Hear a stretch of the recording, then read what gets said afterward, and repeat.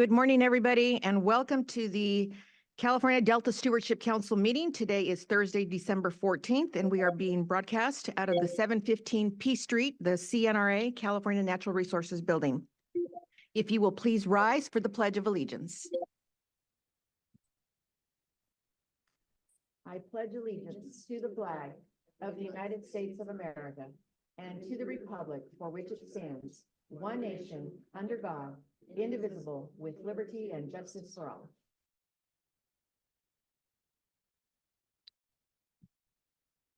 Beck, will you actually, Emma's not here, so Beck, will you lead us in the roll call, please? Yes, Madam Chair.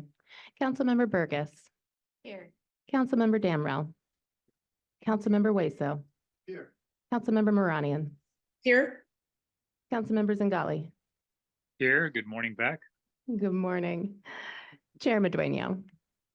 Madueño here. We will now move on to item 3, public comment. This item is for the public to comment on any topic. I'm so sorry. I skipped Councilmember Lee. Oh, Here. A little rusty, apologies. and we are glad that Councilmember Lee is with us, and she's sitting right next to me. We will now move on to public comment. Again, this is an item for the public to comment on any topic not on the council's agenda. Any comments on the items on the agenda will be taken during that time. Beck, will you also lead us in the public comment period, please? Yes.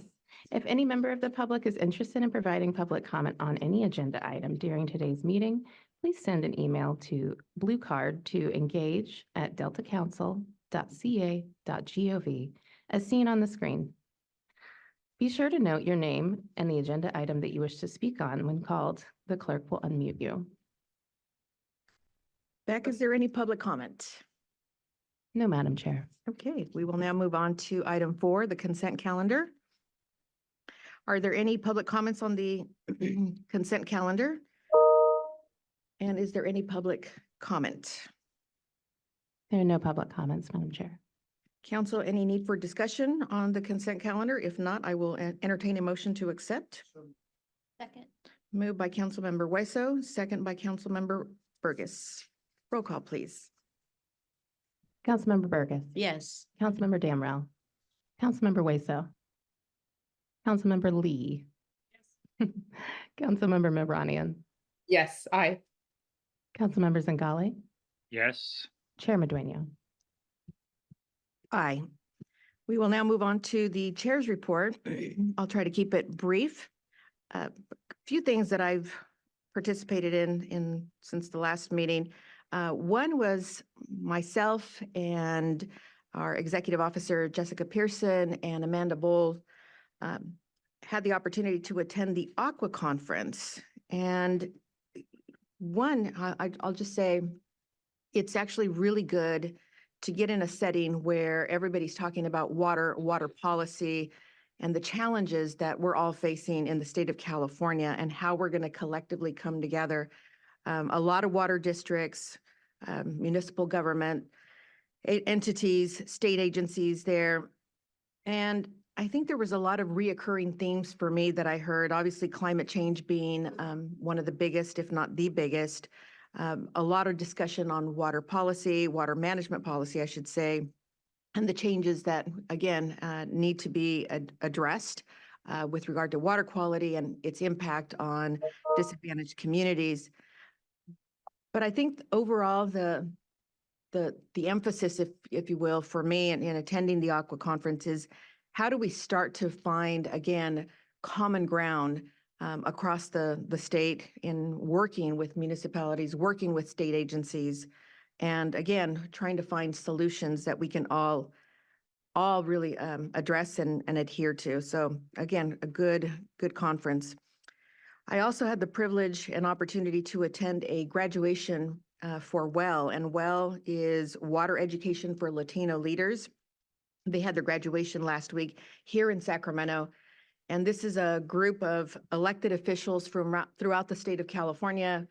They are learning, if you will, more about how water policy is impacting their communities.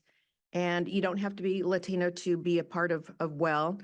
And so in having a conversation with Victor Griego and Paul Hernandez, who are one is the founder, one is the executive officer, they really want to help us so that we can, again, identify more of those challenges in the Delta and how do we get those challenges in the forefront, if you will, with leaders throughout the state of California. And in sitting together with, or sitting next to a council member from Linwood, California, and telling them what I did, the agency that I represent. And he said, wow, there's an agency for that. And I said, oh, you have no idea. There's like well over 200 agencies that actually work and address issues on the Delta. And so it's good. And we're going to continue to have some more ongoing dialogue about, again, how we can put the Delta more on the forefront in some of these conversations for well. Also participated in the CSAMP policy meeting last week. And, you know, when I walk into these meetings, it's interesting because sometimes I think, am I not getting it? And it's just that it's so complex with regard to monitoring and what different people and different agencies and different agendas are looking for. But at the end of the day, I really feel that our role, the Delta Stewardship Council's role, is to be a convener. The Delta Stewardship Council really does provide that mechanism and that, I think, the framework for really having more discussions and bringing more people to the table. So really happy that we get to participate and continue to have high-level policy discussions with our CSAMP partners. And this is our last meeting for 2023, and we have an end-of-the-year slideshow that, Beck, I think you will lead us in that.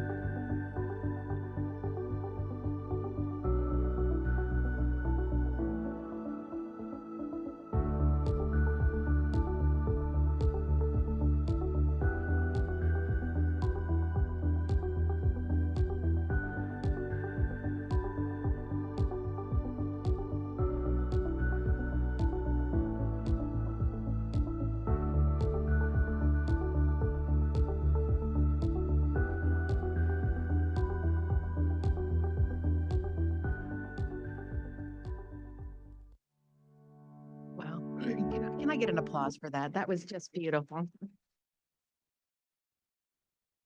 Job well done. Thank you so much to our team members that made that happen. I know, Beck, that you had a lead role in that, and so thank you. It's great to see what has transpired over the last year. It's bittersweet too, because you see staff members that have gone, They haven't gone anywhere, but they've gone on to new positions. And to see new council members on this dais as well, it's been just wonderful. And again, just want to applaud all the efforts of all of our team. I think that you guys are just fantastic. And I do say that from a very, very personal place in my heart, that you guys are probably one of the best teams I have ever had the privilege to work with. So thank you all for your wonderful, wonderful efforts, and looking forward to a very productive yet 2024. So thank you. And with that, Beck, is there any public comment? No, Madam Chair. Okay, we will now move on to the executive officer's report. And for that, we have our executive officer, Ms. Jessica Pearson. Good morning. Morning. There has been one new covered action certification since our last meeting. On December 1st, Sacramento County filed a certification of consistency for an addition to the existing Stone Lakes National Wildlife Refuge. With public and private partners, Stone Lakes conserves and enhances a range of Delta and Central Valley habitats, reducing further habitat fragmentation and buffering the effects of urbanization on agricultural lands and adjacent natural areas within the Delta region. The addition would restore and enhance freshwater emergent seasonal wetlands and valley foothill riparian communities for wildlife benefits and diversity in a 453-acre area. Ultimately, the addition to Stone Lakes would restore approximately 260 acres of seasonal wetland, 40 acres of riparian wetland, and enhance approximately 20 acres of existing low-quality wetland. So the public review period for potential appeals is open through January 1st, 2024. There were no comment letters this month, and I don't have any personnel announcements, but anyone who is an observer of the council's meeting and council's activities probably knows by now, but that the Department of Water Resources has released its final environmental impact report for the Delta Conveyance Project. That information, of course, and all supporting documents, including of note responses to comments on the draft EIR, is available on the department's website. The outreach highlights report and active projects lists are both available in your packets and online. And today we have a legal update. So I'm going to hand it over to Jorge Aguilar for that. Thank you, everybody.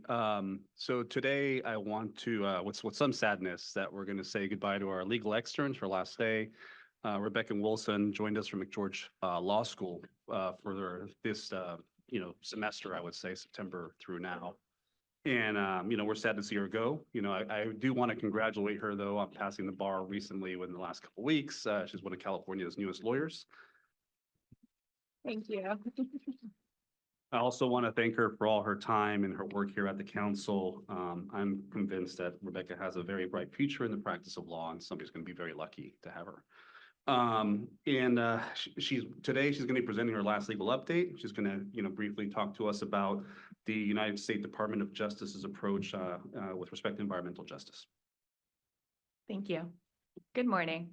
Today I'm reporting on the U.S. Department of Justice's first annual report on the implementation of its environmental justice strategy.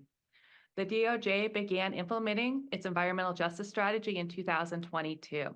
The strategy's purpose is to create an environmental justice enforcement strategy that provides timely and effective remedies to systematic environmental violations and contaminations adversely impacting historically overburdened and underserved communities.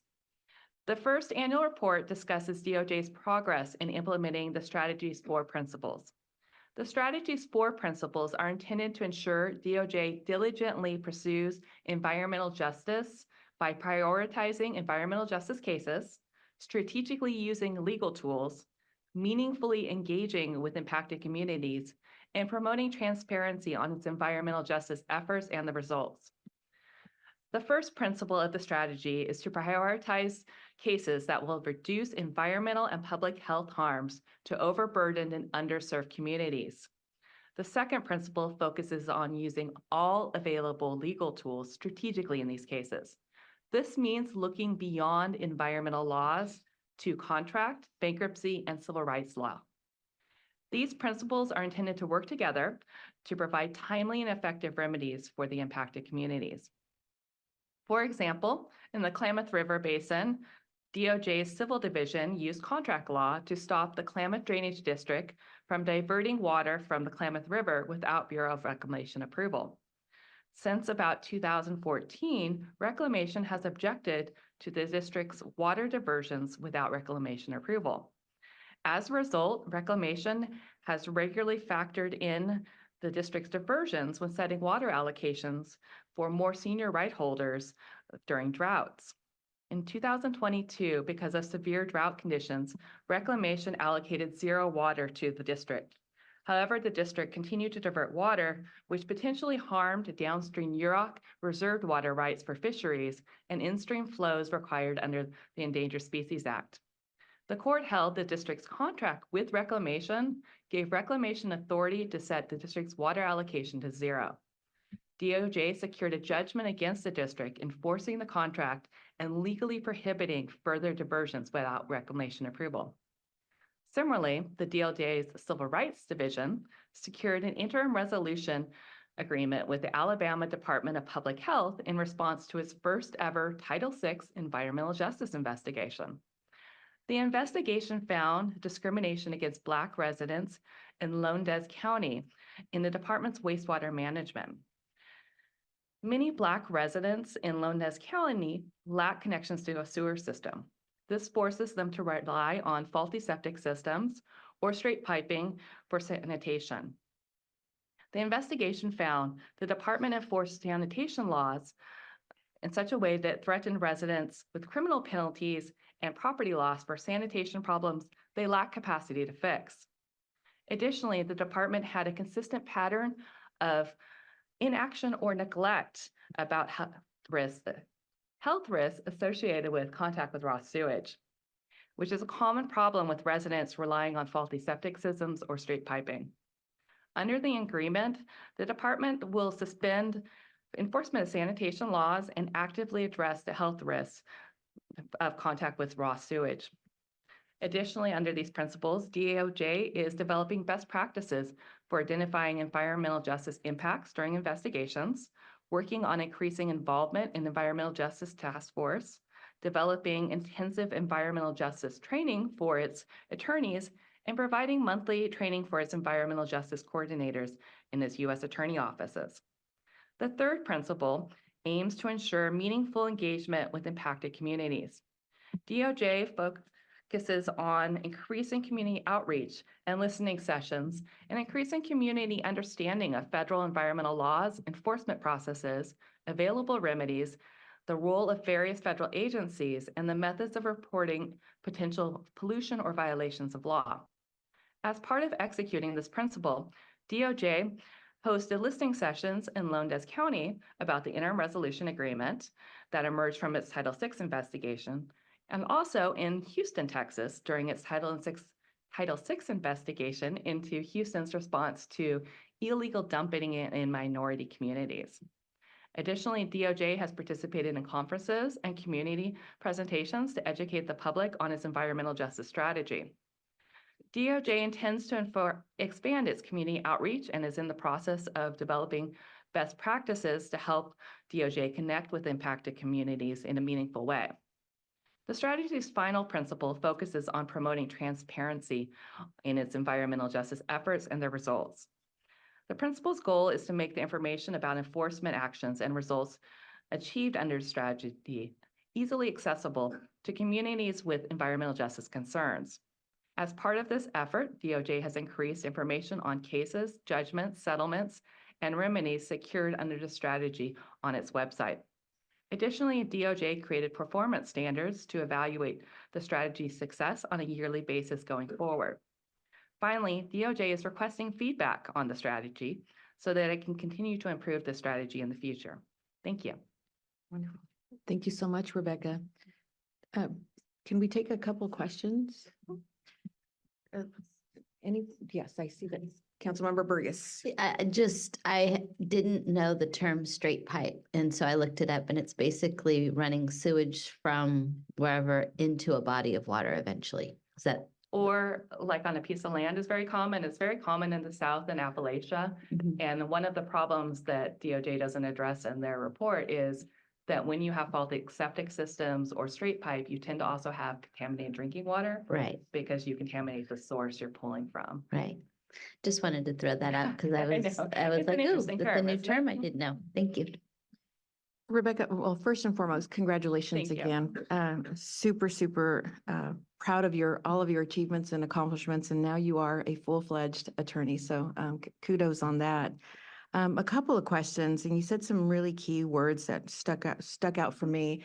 And having attended an EJ conference in Stockton, I want to say it was last year, it became really apparent to me that the federal government, in particular, I believe it was the Department of the Interior, they were actually going to start to implement more environmental justice safeguards, so that, again, there was more transparency, as you mentioned, more accountability, more understanding.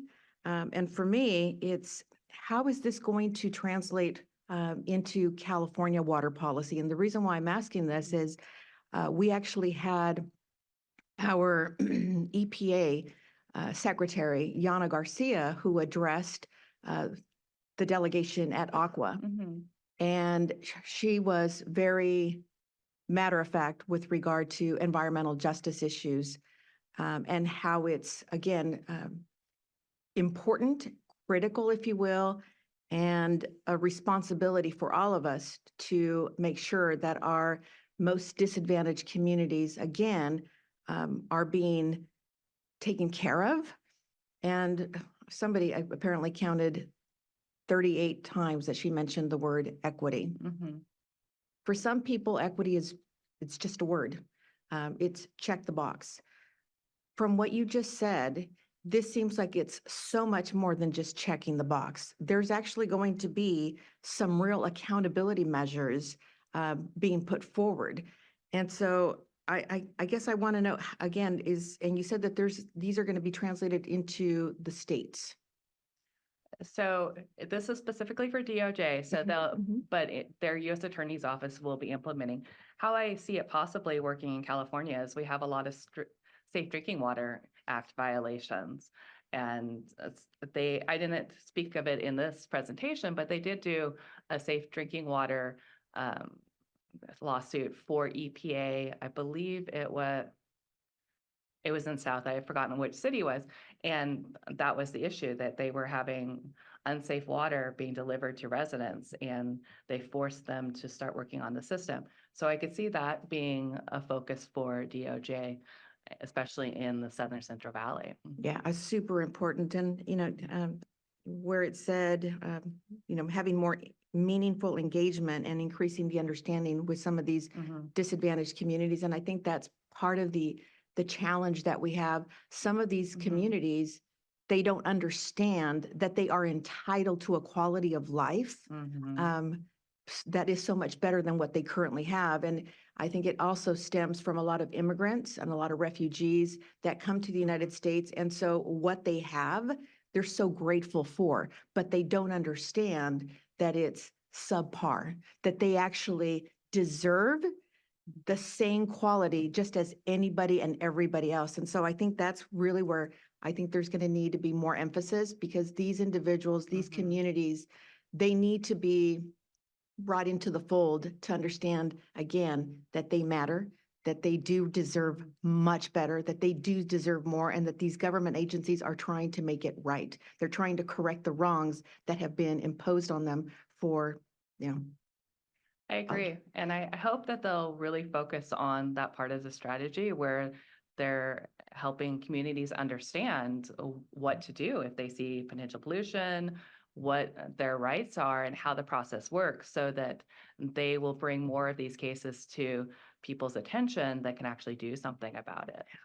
Agreed. All right, thank you. Thank you. Thank you. And by the way, thank you for the señorita bread. I know that Jorge brought it, but it's because you're leaving. So thank you. Okay, thank you. And I want to add my congratulations, Rebecca. We've valued your time here. Next, I'm going to move to updates from the Delta Protection Commission and the Delta Conservancy. And for that, we remotely have Bruce Blodgett and Campbell Ingram. I think we'll start with Bruce. Good morning. Excuse me. Good morning. Good morning, Bruce. Great to have a chance to talk to you. We're pretty excited. We have a brand new Delta leadership program, a leadership program class up and running. There'll be their first seminar will be January 12th in Sacramento. 15 brand new participants who will be learning a lot about the Delta and about each other, which is one of the most important things that happens in this process. So our friend Eric Vink is now a retired annuitant with the Delta Protection Commission, and this is his baby, his project, and this is the thing he's working on for us. So we're excited about the new group, excited about the new class, and looking forward to seeing the great things they do moving forward. Delta Protection Advisory Committee will meet next week on Tuesday at the Steamboat Bar and Grill at 5:30 p.m. if anybody's interested.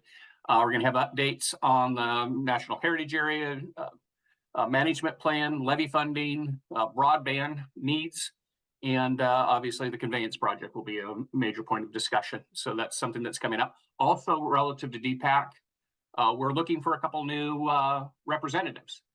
Specifically one tribal representative and one public representative from the Delta. We do have some applications in on the public side. Haven't had an application on the tribal side. We'll be working on some outreach there.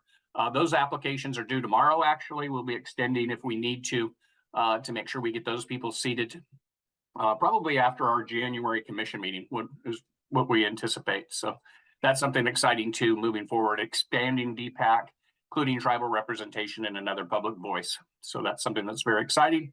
The NHA Advisory Committee just recently met. They are now going through the task of reviewing the management plan. All those sections of the management plan, all the draft sections have been completed. Now it's in a review process internally with the NHA Advisory Committee staff. We've been working with the Park Service, our consultants, and a whole host of other people to try to move this thing forward. The goal is to try to get this in early January out for public comment. So be watching for that. We're excited. We're actually seeing the light at the end of the tunnel for the management plan and the ability to actually see this thing move forward. Our goal is, and goal set by Congress, it needs to be submitted by March 12th of next year, submit the management plan as a whole. During this entire process, there's been an internal review and really a go back and forth between our entity, our consultants, and the National Park Service. So we're not anticipating any hurdles at all when it gets to the National Park Service. But again, we've been working in that time with the National Park Service to review to make sure we're doing it right as we're moving forward. So that's exciting. We'll have an opportunity to get some additional federal funding once that is complete, and bring some additional resources to the Delta. So excited about that. Signs, you've heard us talk about signs. We shifted. And we were having a great bit of frustration with getting signs installed.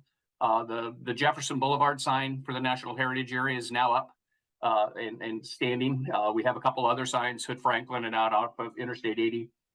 Thank Yolo County for getting the one on Jefferson. Sacramento County's working on the other signs that they have and has taken a greater role. We appreciate that. And then the District 10 office, which is based out of Stockton, is going to work with us on getting those signs. There's 5 of them in San Joaquin County, and then working with the city of Pittsburgh, potentially on getting one last sign installed there. So yes, start looking as you getting in and around the Delta, start watching for, and you'll start seeing some signs recognizing the Delta as a National Heritage Area. There's further programs down the road once the NHA gets up and running, whole host of things that we can be doing, but at least we're starting to see some progress and things getting in the ground. Our Delta Protection Commission will meet, our next meeting is scheduled for January 18th. We're looking at the Port of Stockton as our location for that meeting. So stay tuned on that. With that, I will see if there are any questions. Thanks, Bruce. Are there any questions for Bruce? Anybody from Councilmember Zingali or Maranian? If you have a question, holler away because I can't see you. Bruce, thank you so much for those updates. Quick question for the Delta Advisory Committee. Is that a term position? Is it for a year, 2 years? What does that look like? Great question. Great question. Thank you for that. It's 3-year position.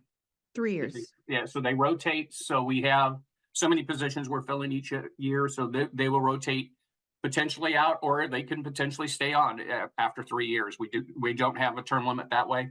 But again, we're looking at, there will be at least a 3-year term. Excellent. Thank you. I hope you do get some applications for hopefully some tribal participation on that advisory committee, that'd be great.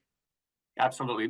That's one of the things we thought it was important to bring into DPAC was we did not have a specified position for any of the tribes. So we wanted to make that change.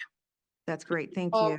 Madam Chair, I have a quick question. I was wondering if what kind of outreach we do in the community to get the Indian representation, the tribal. Bruce, did you hear that question? Yeah. No, we have Blake Roberts is our tribal representative, works with tribes for the Delta Protection Commission. He has a lot of meetings, a lot of scheduled meetings, a lot of outreach with the tribes, works with them extensively, has worked with them on the National Heritage Area. And we will be just reaching out to his contacts to say, hey, can you forward this within your community here? Or do you have some people that would be interested in this? So that'll be our effort. Our next effort is to kind of reach with those people that we're working with currently to see if they have some suggestions and recommendations.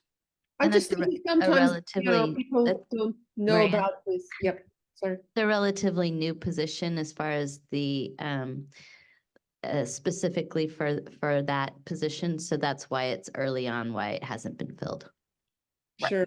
And then sometimes it's really important to advertise and go to the right places that really reach those communities.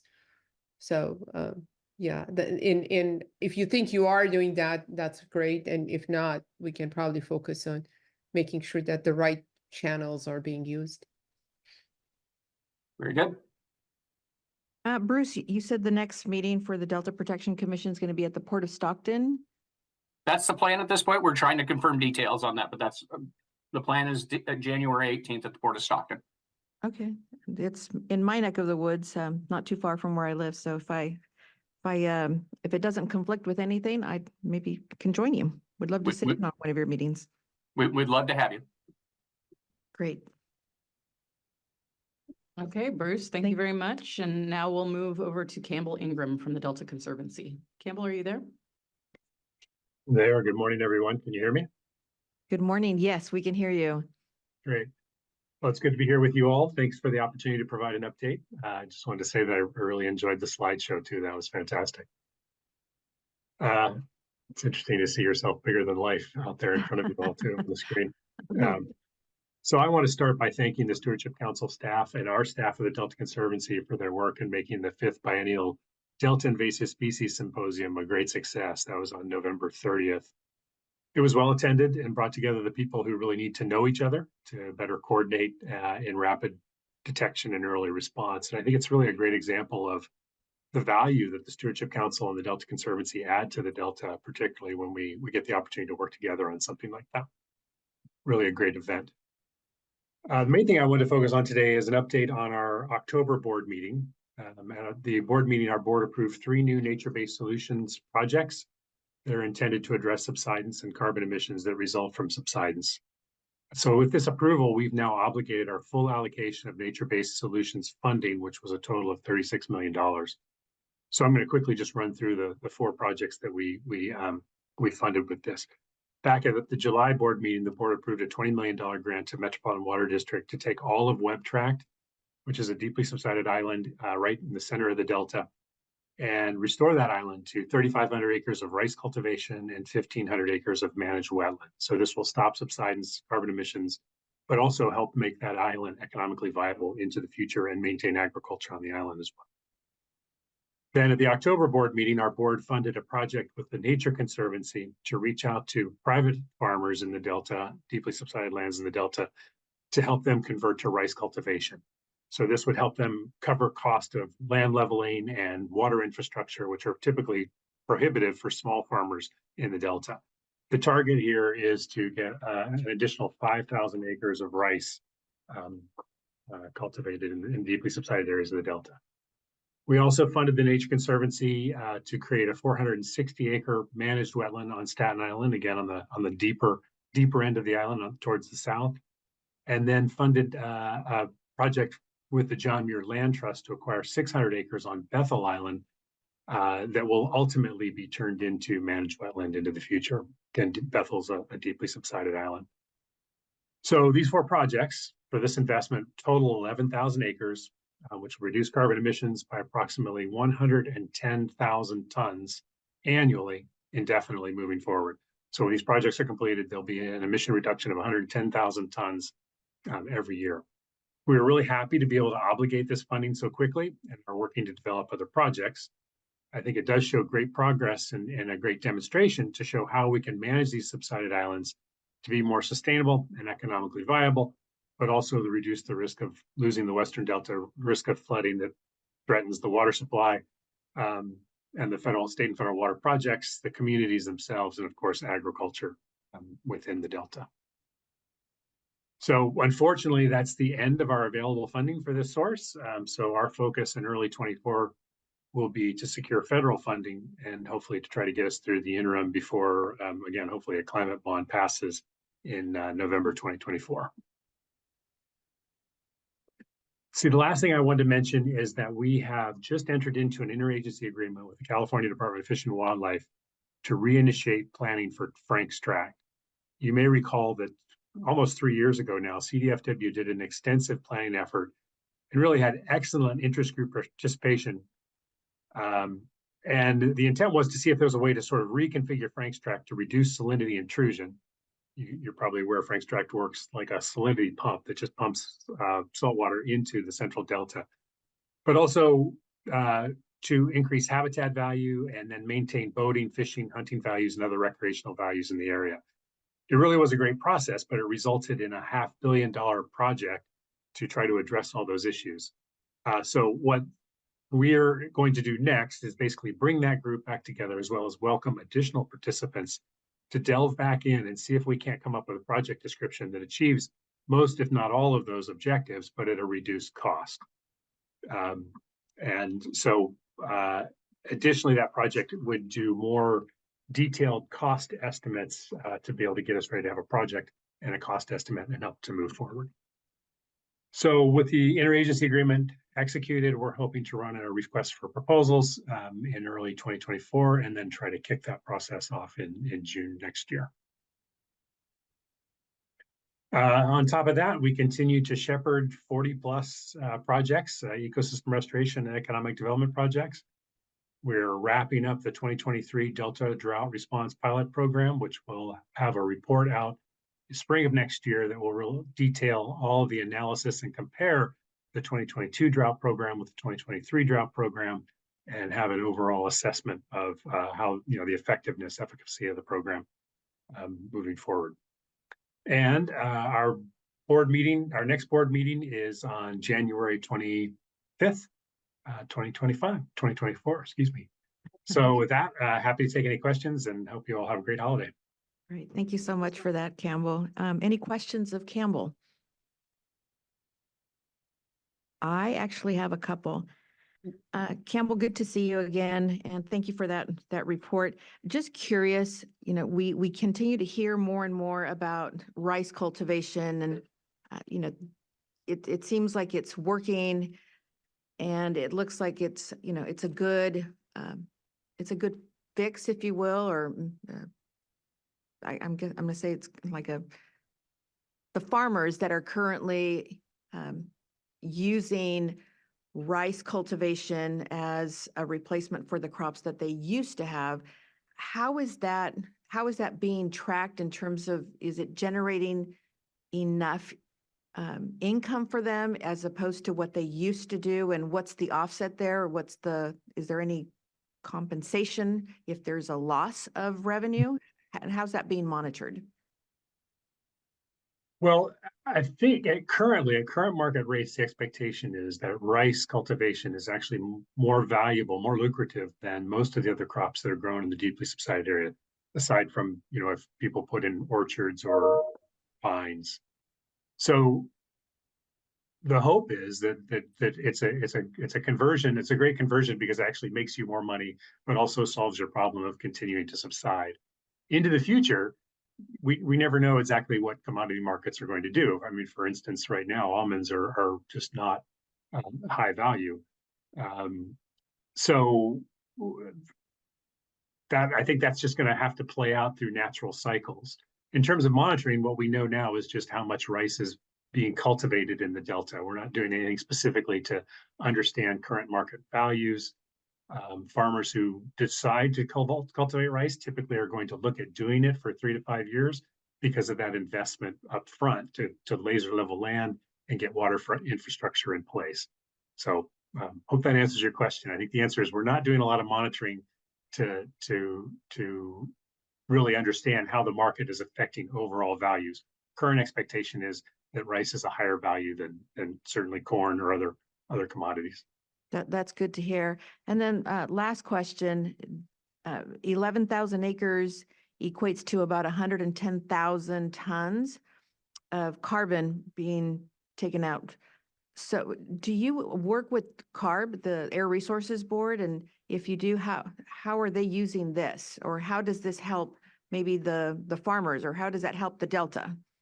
Yeah. Well, so in a couple of ways, and I meant to mention that that's an average 10 tons per acre. In some places we see as high as 20 tons per acre. In other places we see, 3 to 5. So there is a protocol that's been developed for the Delta that allows anyone converting to rice or managed wetlands to calculate their avoided emission when they put water back on the landscape, and then take that, they can certify that and get a credit and then market that credit. So there's additional revenue that can be generated through the voluntary carbon market. It's an exciting time. The voluntary carbon market values are going up significantly. And for managed wetlands, we believe that the value of the carbon credits can actually exceed most of the lease values that people are getting in some of these areas of the Delta. We're also working with CARB to see if they will adopt that voluntary market protocol into the compliance program, AB 32 compliance program, which would significantly increase the value of those carbon credits. So we're hoping that through time, that carbon market, both the voluntary market and the compliance market, continue to grow and get to a price point where these carbon market or these carbon credits are valuable to the point that it really incentivizes people to convert more rapidly, as well as just helps them maintain their operations on the islands, their levee maintenance, and keep them economically viable in the future. I think the market right now is sort of at a point where it's getting very close on the voluntary market to being really compelling. And in the 12 to 15 years that I've been working on this, we've seen the market go from about $7 a ton to about 15 to 20 a ton right now. So if we continue to see that type of growth over the next 12 years, I think we'll get to that point where people will go, why wouldn't I grow carbon? Because I can make more money. Yeah, that's very, very promising. Thank you so much for that. Any other questions? Madam Chair, I have one question. The funding for Metropolitan was very well received, and I heard a lot of good things about it. Could you shed some light on the work that would be done? I'd be wanting to know because I deal with Metropolitan a lot, so I would like to hear in conversations. Sure. I mean, the expectation is that they're going to take all of Webb Tract, about a 5,000 acre island, and convert it out of the current practice, which is some row crop and a lot of grazing, which then stops the subsidence. But basically the focus is to put in 3,500 acres of rice. So they will do the laser leveling, the earthwork, the berming, put in water infrastructure that'll facilitate growing rice. Then on the areas that are lower and wetter, about 1,500 acres, they will put in infrastructure to manage water to allow managed wetland to come in. Essentially what you need to do there is you just inundate the land, tules start to establish, and then you manage that land in the future to maintain the productivity of that wetland. So ultimately, that's the overarching objective. They also have other ambitions to look at when you have these wetlands and rice cultivation, you produce food resources, you produce sort of the base of the food web, and they're looking at can they deliver that water from the island out into the surrounding waterway to provide food resources in a deplete food system within the Delta. And then they're also looking at other potential things, polluticulture, other sort of experimental approaches to how they might continue to use those islands, the islands that they own, in ways that are economically viable, stop subsidence, and provide ecological benefits. Sure. And then the work that they're doing is coordinated with you, both in terms of priorities and coordination of implementation? Sure. So we'll have a grant agreement with them that'll specify tasks and deliverables. And then it's also important to recognize too that they have done an extensive planning effort with community involvement and all the and local entities involved in trying to identify how best to manage these islands moving forward. So that process ultimately identified the need to put water back on the landscape through rice and managed wetland where that's possible, explore these other alternatives. So yes, I would say it aligns with the priorities that were sort of established through that planning process, as well as the priorities that we have established in our strategic plan, which also then link directly to the Delta plan and the Delta plan directives to try to reduce subsidence and carbon emissions in the Delta. Sure. Madam Chair, I have one more, if I may. Absolutely. And my last one was, is this a out of the order situation? I mean, is this a funding that regularly comes in Mm. and it's multi-year? And how does that work? I mean, what are there years that you do and years that you don't Right. according to the priorities? Yeah, it's interesting. It's been a very long time, very long effort trying to elevate this issue and get pilot projects ready and get funding to make this type of work happen. We were very fortunate 2 years ago to get a one-time general fund allocation of $36 million to support this effort. Fantastic. General fund, I mean, typically most of the work that we do is bond funded. So it was really exceptional to get this funding. Sadly, we know that the state has now gone into significant deficit, so we don't anticipate any additional general fund for this purpose anytime soon. As I mentioned, our hope now is to start really working with the federal entities, the legislature or the Congress, to see if we can't get them to recognize the value of what we've created and the protection that it increases for the state and federal water projects, and get them to start funneling some of the available funding to this effort in the Delta. But then our next best effort, would be a climate bond, which, we all know there's a lot of discussion about whether or not a climate bond will move forward, but the hope is that it would be on the November 2024 ballot. So that would likely be our next big funding. But the ballot measure is for also other things, and this is included in it, or it's just for this? I'm sorry, I missed the first part. I said the ballot measure is also including other projects, including this, correct? Yes, absolutely. The funding that was one-time nature-based solutions was specifically for this activity. Funding in a bond would likely cover all of our other activities, ecosystem restoration, economic development, and other elements as well. And then timing of it, do they have like a time restrictions of how long can they take for doing this work? The project itself? Correct. Yes. And the program, because it's maybe a number of things that they're putting it together, right? To implement. Yeah, so we pushed this pretty hard to be able to obligate the funding because we needed to obligate by June of next year or have the potential to lose the general fund. So we put it in a package. It's a 3-year grant agreement. And so the expectation is that the project should be able to be done in 3 years, which is ambitious because it's got to get through design, permitting, and actually construction. But we think it can be done.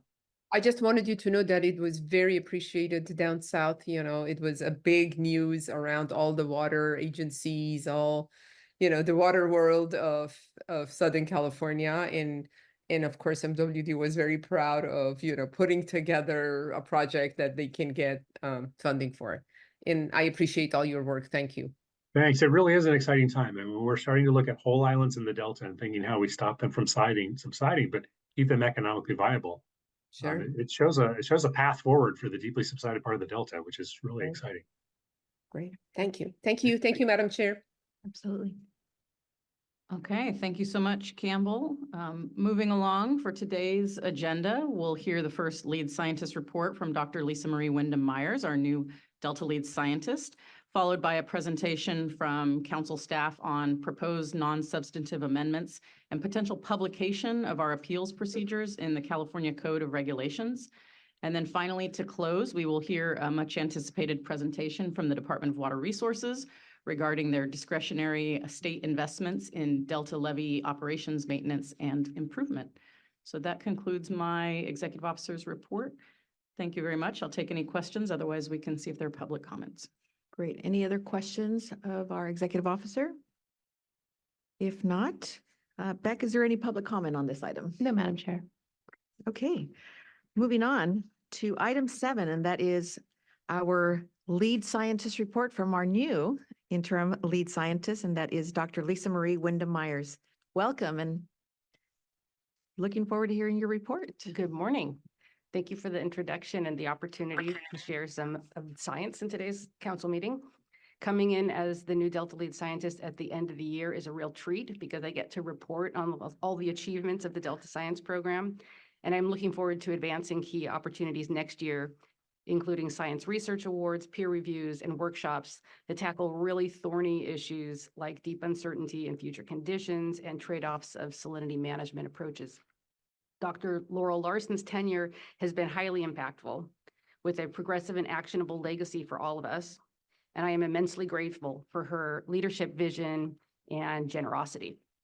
And as you've all pointed out at the last council meeting, Dr. Larson's joy and relevance is a major factor that made this such an appealing position to step into.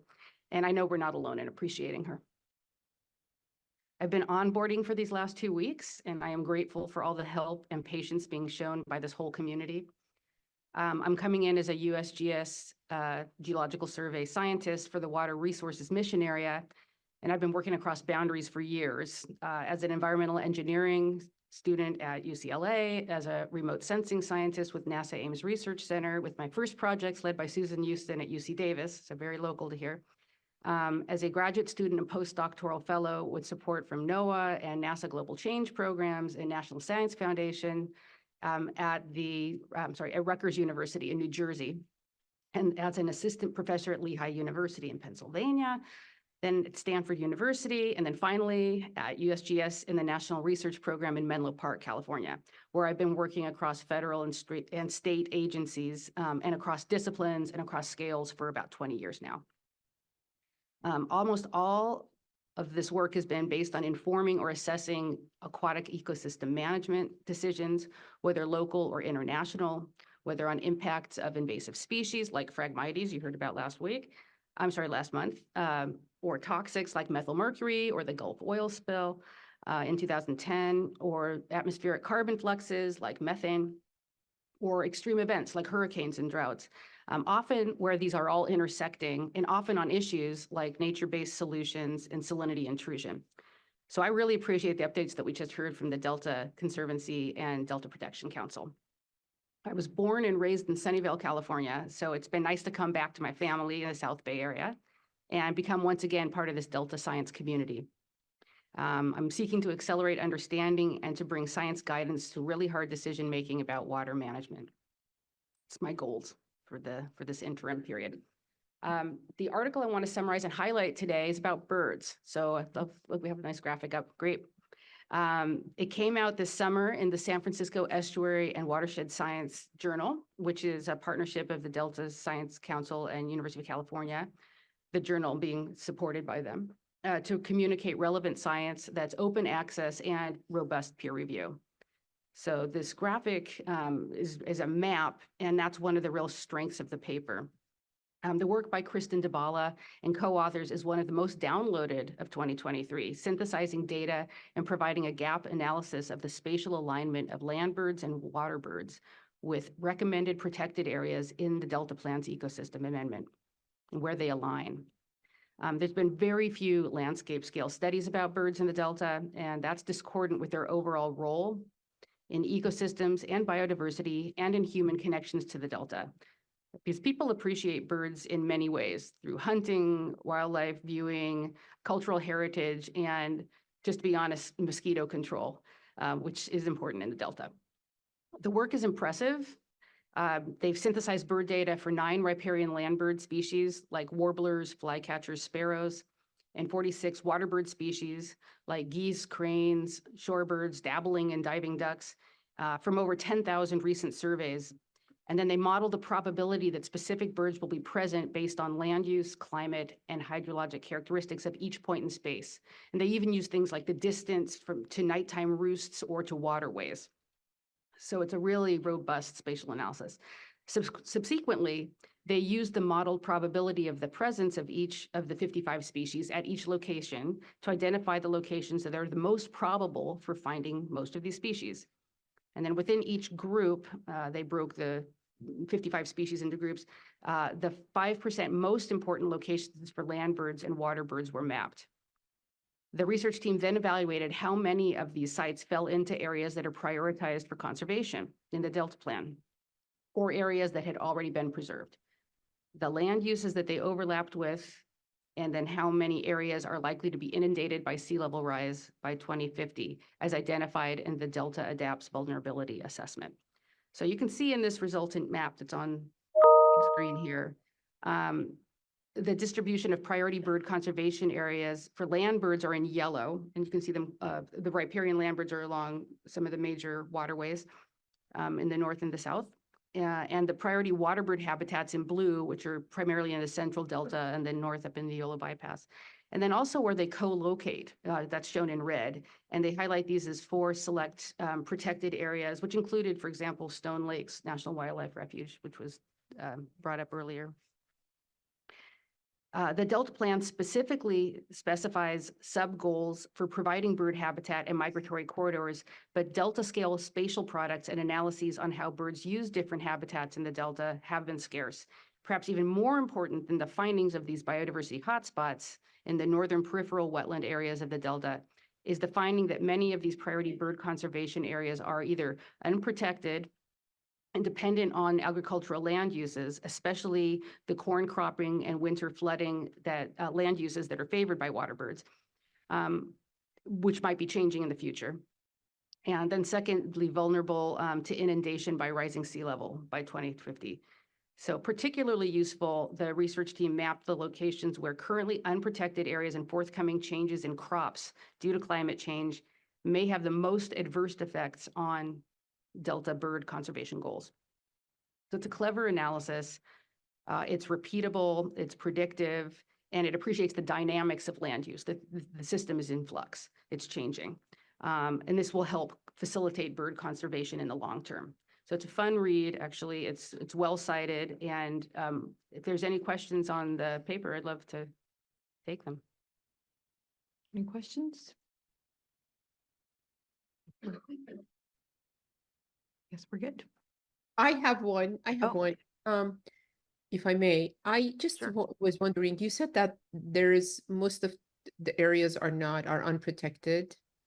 How common it is the protection in any area other than this, if you know, in California, that are there like specific efforts done by the state or municipalities or regional entities in any protection in any part of, I'm trying to compare this area with other areas.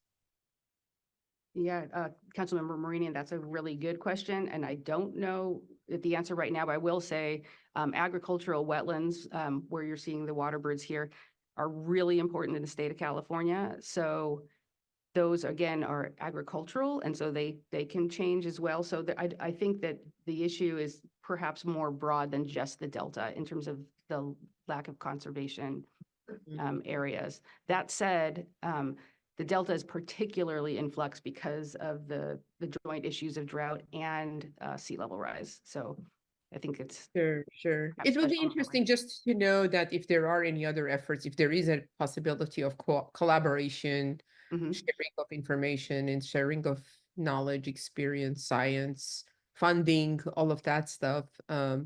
So that's why I was curious. Yeah.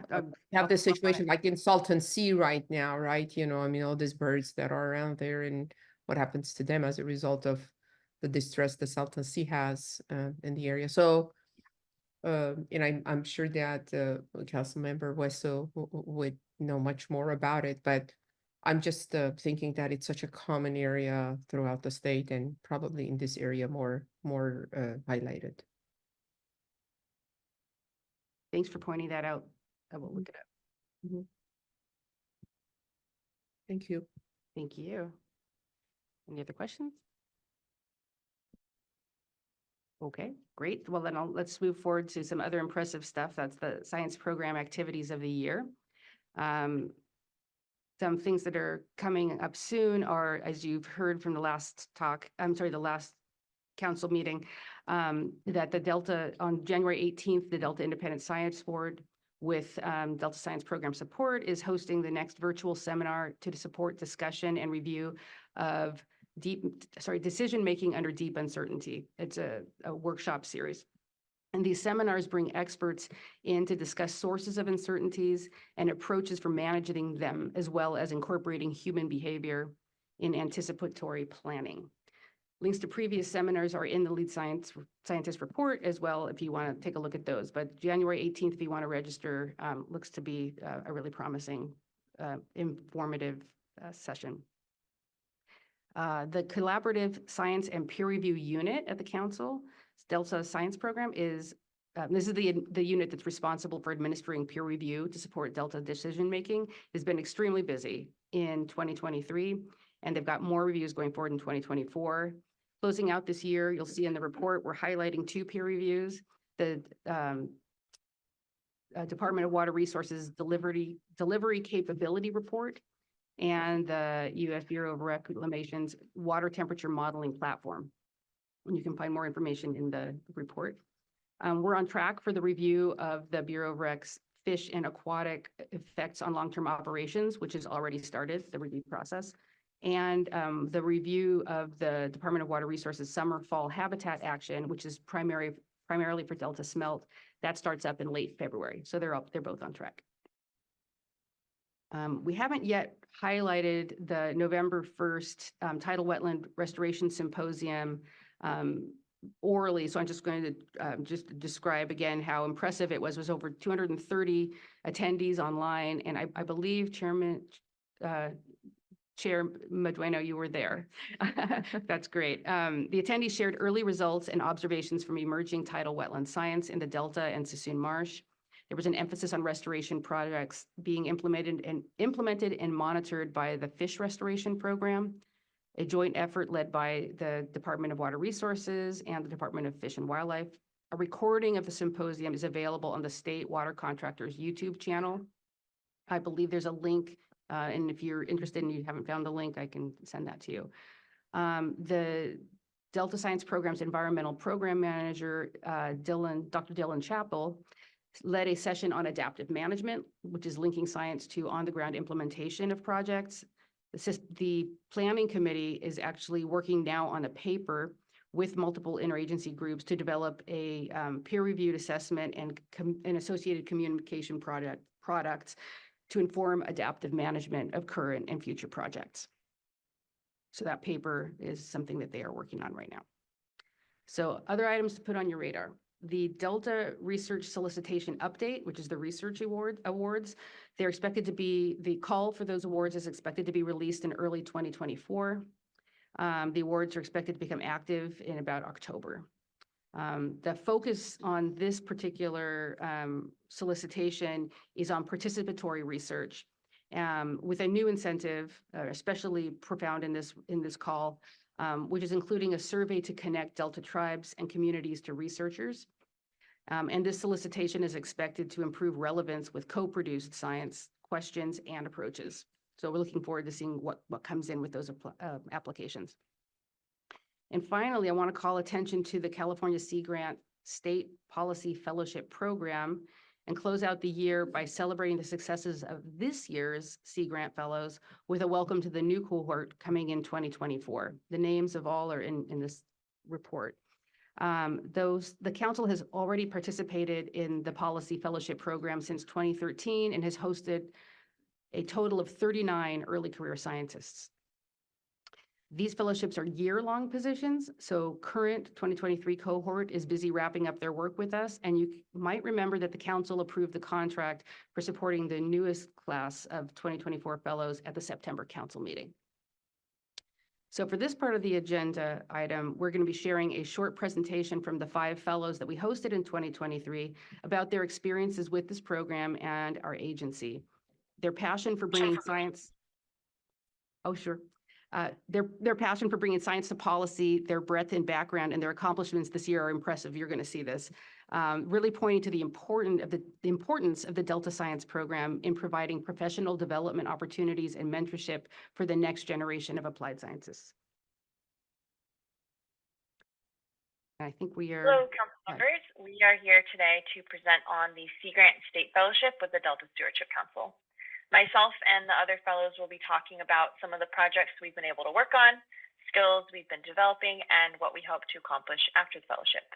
So with that, I will jump right in. So my name is Kyra Wallace. I'm the current fellow in the Adaptive Management Unit and part of the Delta ISB support staff as well. My background has typically been more coastal in nature, and I received my Master's of Advanced Studies in Climate Science and Policy from Scripps Institution of Oceanography in San Diego. I focused my graduate capstone project on ocean-based kelp aquaculture in California, looking at the obstacles to the industry and potential policy solutions. After I graduated, I wanted to further explore the policy and science realm, specifically in a state agency. That is what initially drew me to this fellowship, and it's been such a great opportunity to bridge the gap between academia and state work. Starting this fellowship, I was very new to the Delta and all of its very complex topics, but it's been really rewarding diving into something outside of my background, supported by a great team. Within the Adaptive Management Unit, I have helped plan and execute the biannual Adaptive Management Forum, which was a two-part event held in May and June. I've also been involved in a restoration synthesis project working with GIS to map restoration areas in the Delta. On the Delta ISB side of my work, I've been involved in the ISB's Decision-Making Under Deep Uncertainty, or DMDU, review. And as part of this review, I've been planning seminars with various DMDU experts and practitioners on topics ranging from cognitive bias to stakeholder engagement in the scenario development process. Additionally, I'm working on the DMDU research project, which is an inventory and analysis of scenarios in the Delta using qualitative coding. The variety of projects that I get to be a part of in this fellowship has been really exciting, and in terms of what is next after the conclusion of the fellowship, I hope to take the skills I've been learning and practicing and use them in whatever my next role is. The experience I've gained in this fellowship, such as event and seminar planning, qualitative research, and project management, will hopefully allow me to find another position within a state agency or a nonprofit focusing on ocean protection and policy, coastal management, or sustainable aquaculture. Overall, the people that I've gotten to work with have been amazing and taught me so much, and I hope to stay connected with the network I've built long after this fellowship is done. And with that, I will pass it over to Charnel. Hello, everyone. My name is Charnel Wycliffe, and I'm the fellow for the Planning and Performance Division. My background started at California State University, Monterey Bay as an undergrad in biology. And because I like Monterey Bay so much, I decided to stay and get my master's in marine science at Moss Landing Marine Labs. My thesis focused on drones and comparing drone imagery with diving surveys to see if drones can map area and perimeter of an underwater algae bed called Rololis in lieu of having divers do it. And so in short, yes, is able to do that. So it then frees up divers to spend more time surveying the beds and less time swimming around the perimeter and giving area of the beds. So that is my background. And then when I heard about the Sea Grant Fellowship, what I really was interested in was learning about the nexus between science and policy. And so that is what I've been able to learn here at the council, just that nexus of science and policy and regulation, as well as continue to use my skill set. So one of the projects I am working on is a story map for the council and the Delta, just so that it continues me using the ArcGIS skills that I've learned, as well as learn more about both the council and the Delta together, as well as some of the other projects that the planning division has had me help them with to create maps for Delta DAPS and other analysis that the planning division is doing. Also being a part of the planning division has helped me learn the regulation side of things, as well as how the council interacts with different agencies as well as stakeholders, and seeing how well they've worked together to resume the Delta plan, like the DPIC council or committee, rather, the Delta Plan Interagency Implementation Committee, which has been really fun to see interactions with other agencies as well as stakeholders.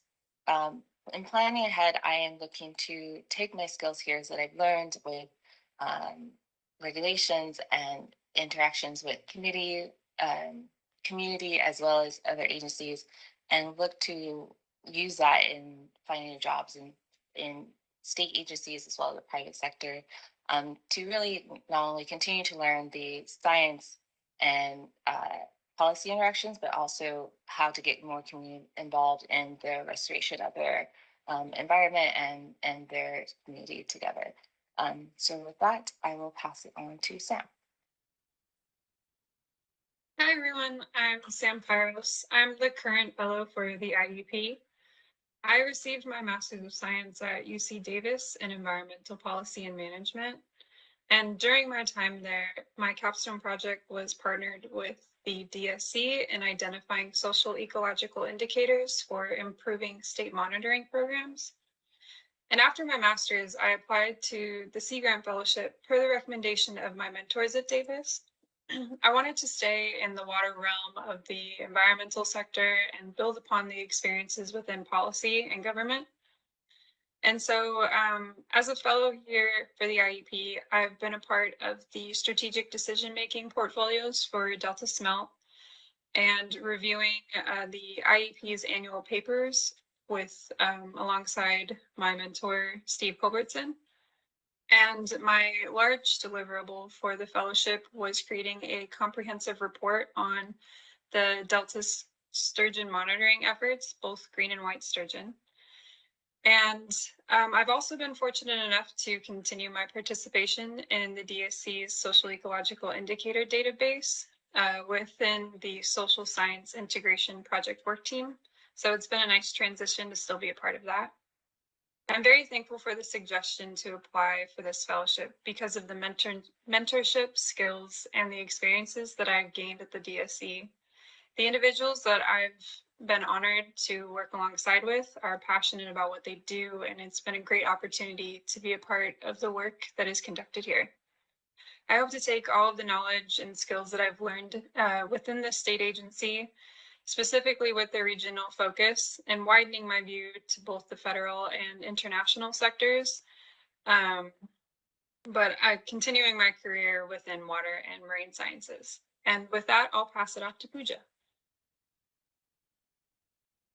Hi everyone, I'm Pooja Balaji, the Science Communications Synthesis and Decision Support Unit Fellow. I am a master's in marine biology from Scripps Institute of Oceanography, and my thesis topic was on the temporal and spatial variability of pantropical spotted dolphin group size in the Eastern Tropical Pacific. Prior to my master's, I was a marine mammal biologist and a marine conservation scientist internationally. So I worked mostly in the UAE and back home. But given that I came from a very pure science background and my interest in the science communication unit was fueled by a desire for more SciComm experience and to really push myself outside of my comfort zone and learn a few more skills in the policy side of things. And with that, I have been working during my time in the fellowship. I've been working on the lead scientist reports and the by the numbers reports every month. And I'm slowly starting to incorporate a little bit of my modeling experience into the Data Science Tracker project, as well as helping organize the Delta Science Program Roundtable Conference earlier this year. After my fellowship, I will be moving back to academia. I'm currently in the process of applying for PhD projects, and I am incredibly fortunate to have a lot of support from my team at the Science Communication Synthesis and Decision Support Unit while I make this transition. And with that, I will pass it on to Eduardo. Thank you.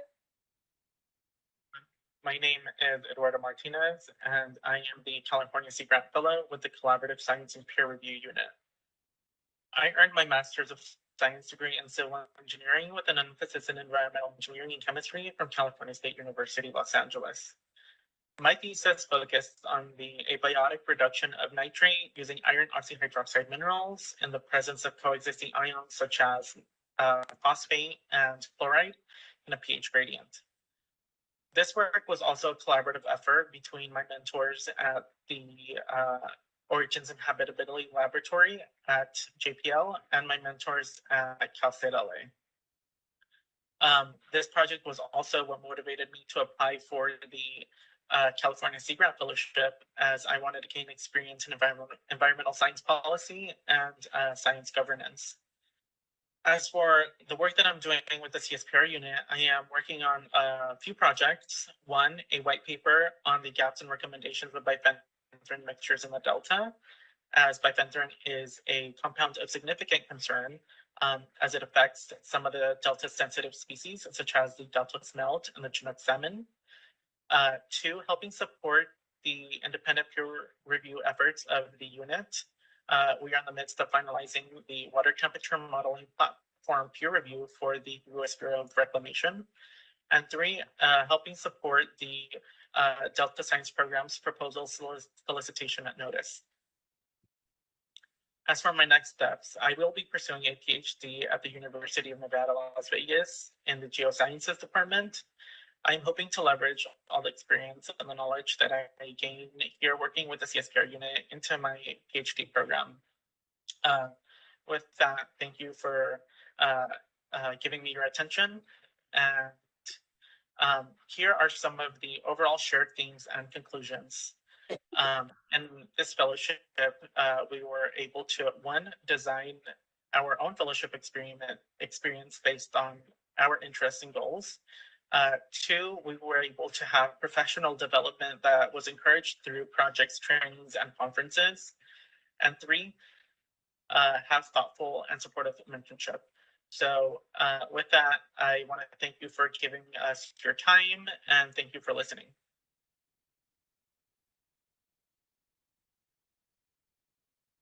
Thank you for producing that. This crop of fellows were amazing. I feel really lucky to be coming in and meeting them, even in professional settings. At a meeting recently, a professional meeting, it was nice to see a couple of people there. They're getting out and about. So there's a new crop coming in, and I would really appreciate that guidance that Eduardo shared at the end for the next group. And I think we'll introduce them at an upcoming council meeting. So let's move on to by the numbers. Okay. Okay, this is my favorite part. I like numbers. And I think you're going to see it looks a lot like what you saw in November. We're starting the water year with a lot of water stored, but rainfall since October 1st is not very high. This snapshot, it's the same data that we look at each month from the Department of Water Resources California Data Exchange Center. It's showing reservoirs above capacity, but this year's precipitation is underperforming by about half so far. In case you're wondering, last week's rain and snow were not necessarily game changers for water year 2024. I look back at where we were at this time last year before the deluge, and the temperatures were about the same last December, but that's about it. Last year, the reservoirs were about 50% below average storage going into December, and this year we're over. And the rainfall was significant at or above average at this time, with the rivers having higher salinity at that time, about 5 to 10 times higher, and lower flows, and only about a quarter of the exports going out. So here we're at about 4,900 CFS, and last year was about 1,200 at this time. So I'm going to point out this is just today's snapshot. We're starting an El Nino year. It's a weird one, so people aren't really sure what to expect this year. But the National Weather Service 3-month forecasts are ultimately leaning towards a wetter and warmer condition over the next 3 months, warmer and wetter than historical averages. So we'll have to keep an eye on these numbers each month, and we'll report back in January. And that's all I plan to report. I'm happy to take any questions or comments. Great. Thank you so much. Any questions? I had one, Chairman Dueño. Yes, absolutely. Councilmember Zingali. You, Dr. Wyndham Myers, welcome again. Thank you. Just curious about, it's an item that was in the written report, but I don't think you just mentioned about the Delta Tribes and Communities Survey. Just if you have anything for us on that. But specifically, I was wondering if when we do that survey, is it sort of us coming up with proposals or ideas and then inviting partners to join us from communities or tribes? Or is it more like responsive grant making where we have this pot of money and then communities or tribes can come up with, raw ideas on their end for how to conduct that research? Do you know? Yeah, I think that's a great question. I'm also inviting Brandon up since I know he's been engaged in that effort and can speak to it. Wonderful. Oh, you, please. Hi, Councilmember Zingali. It's primarily reaching out to any research teams that are interested in applying for the research notice upcoming to reach out to us, let us know what the project is, and then we do outreach to tribes and CBOs to basically understand or to try to see if the tribes are interested in the projects and then connect them from there, depending on the interest. So the main thing is just getting the information on the projects, providing the tribes and CBOs, and going from there and seeing if there's a connection that can be made. At the moment, though, I don't think we've received any responses back, but we're still doing regular communication with both tribes and CBOs. Thanks, Brandon. Should we be concerned about that we haven't heard anything, haven't had any ideas come forward yet?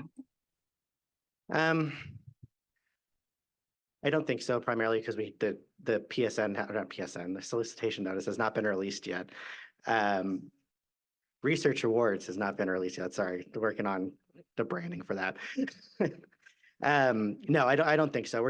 I think one thing that's always a concern is capacity for tribes and CBOs. So that's one thing that we're always trying to be cognizant of, and also being respectful of. But we're in regular communication with tribes and CBOs to see what works best for them. And that's a really important point. I actually circled capacity because I think that's what I've heard a few times. And it's really, it's not that they don't want to participate. It really does boil down to a capacity issue, which is a big challenge. Yeah, and I'll add too, we have heard of possibly that there could be a tribal or a CBO-led research proposal too. So that would mean that they don't need to partner, they have their own, so. Other questions? I actually just want to say thank you. This is your first full report, and I want to thank you first for starting us off and giving us more of your background. I'm thinking, my goodness, Dr. Lisa Marie Wyndham Myers, can you be any less impressive? Every time I see your CV and hear you speak and hear about your background, extensive amount of experience that you bring to this position, we're very proud, I would say, for you to step into this position. So congratulations on that. With regard to the Sea Grant Fellows, impressive, very, very impressive group of individuals, young people, I'll say individuals. And I heard some themes, I guess some very common themes on some of them. With regard to science and policy and how some of them are really focused and had been really focused on science, and now they've gotten a new perspective or a taste of policy. And so now I see that they want to pursue a little bit more on the policy side. And I heard somebody mention Steve Culberson, one of our lead scientists, and mentorship and how much they have learned from Steve. And just having spent a little time with him last week, I can see how valuable he would be as a mentor to some of these Sea Grant Fellows and for the others as well. It's all about mentoring. And so I really appreciate their leadership. I appreciate their wisdom, and I'm so absolutely encouraged by this next generation of scientists. And again, commend everybody that has participated in this amazing program. It's an impressive program. I hope it continues. Yes, absolutely. We hope it does too. If there are no other questions, we will now move on to public comment. Is there any public comment on this item? No, Madam Chair, there is not. Okay, given that we are just slightly ahead of schedule, how about we take a bio break and we come back at 11:05, which is when we're scheduled for our next item, 11:05.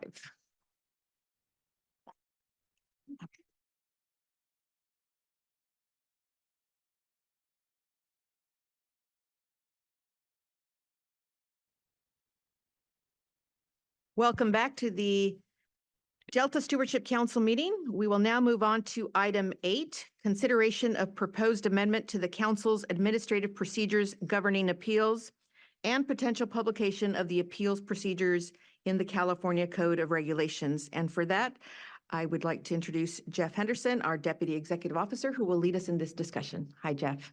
Good morning, Chair Madueño. Good morning, council members. We're here today to discuss the staff's proposal to publish the procedures governing appeals of certifications of consistency in the California Code of Record. Next slide, please. So for our presentation today, we'll provide a bit of quick background on the appeals procedures. We'll discuss some proposed modifications and additions that are minor in character and summarize the staff recommendation. Next slide, please. By way of background, the council, as you know, establishes and maintains its own procedures for appeals processes. We call these the administrative procedures governing appeals for covered actions, or in short, the appeals procedures. You may recall that the council considered these last in October of last year with some updates that we proposed at that time.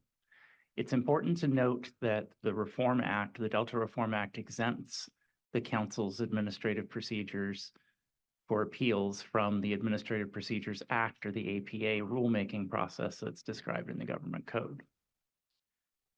The appeals procedures for the council were first adopted in 2010, again, predating any certifications or appeals at the time, and it were recently updated by the council last October. But when we updated them, we maintained them as part of our informal procedures, but did not publish them in the California Code of Regulations. And there's a few reasons why we would want to do that we'll explain shortly. And further, the appeals procedures document provides guidelines and requirements that pertain to a wide range of council activities beyond just the appeals procedures for covered actions. For example, it includes procedures for filing certifications of consistency, procedures for submission of the certification record, procedures related to the now obsolete Bay Delta Conservation Plan, and procedures the council applies when we provide advice to state or local agencies or councils of government concerning long-range plans and their consistency with the Delta Plan. Next slide. So at this time, staff's recommending that the council publish the exempt portions of the procedures that directly concern appeals in the California Code of Record, California Code of Regulations. And there's a few reasons for doing that. One, this would allow us to find all of the council's enforceable regulations in one place. This would essentially place the appeals procedures regulations aside, right aside the covered actions regulations. So all of the places where the council has adopted enforceable regulations would be in one place. Would make it more accessible to public and agency staff. And, as someone who works on these determination documents, it makes it easier to cite in the sense of being able to consistently point to the California Code of Regulations.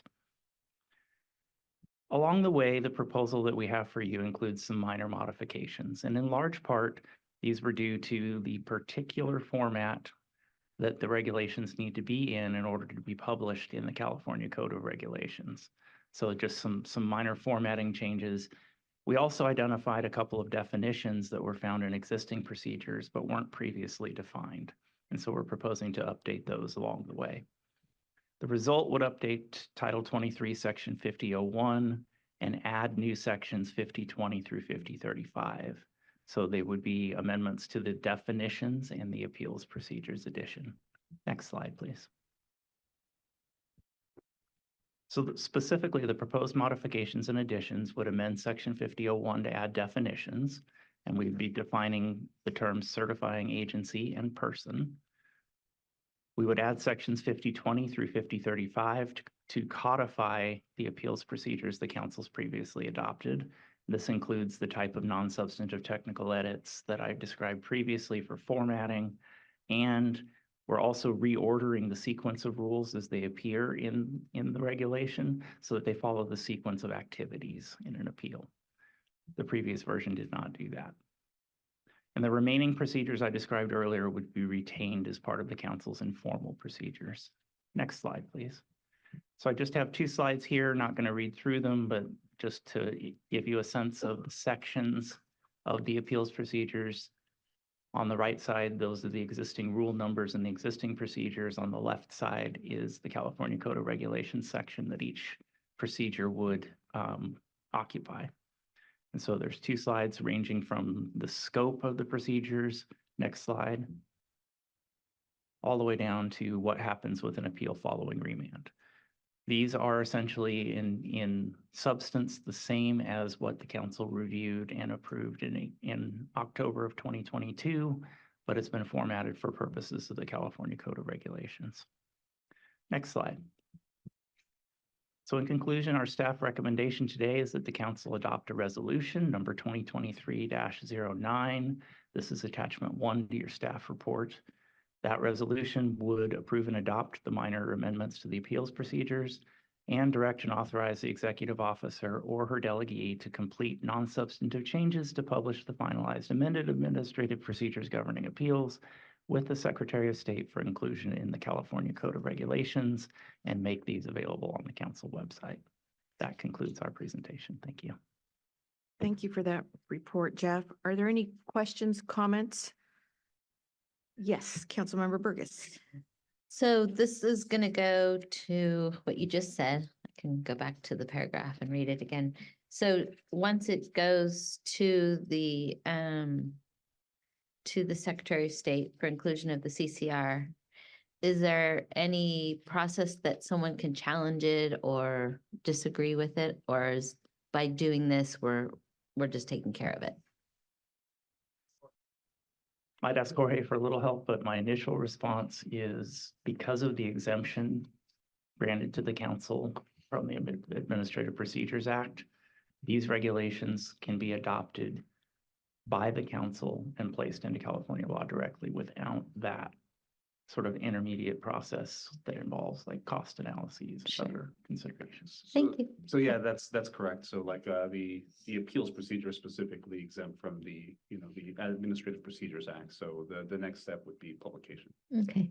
Yeah, I think what you're doing is just creating more clarity and certainty for people when they're dealing with us. So I think that's always a good thing. Thank you. Other questions, comments?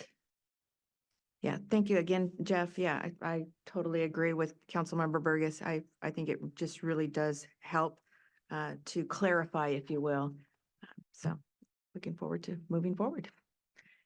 Can I make a motion? Absolutely. Right. I make a motion to adopt resolution 2023-09.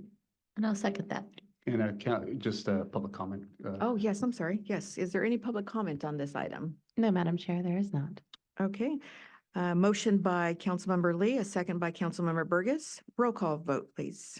Councilmember Burgess. Yes. Councilmember Damrell. Councilmember Lee. Yes. Councilmember Hueso. Councilmember Moranian. Yes. Councilmember Zingale. Yes. Chair Madueña. Yes. Motion approved unanimously. We will now move on to item 9, and that is a report from the Department of Water Resources report to the council on flood risk management investments. And for that, we will have Aaron Mullen, our senior engineer, who will lead us in this discussion and introduce our panel members. Hi, Aaron.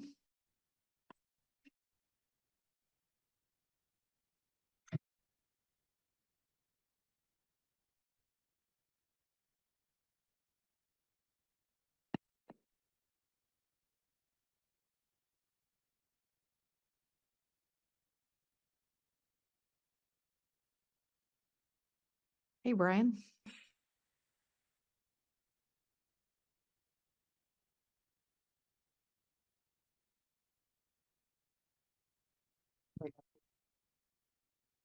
Hey, Sean.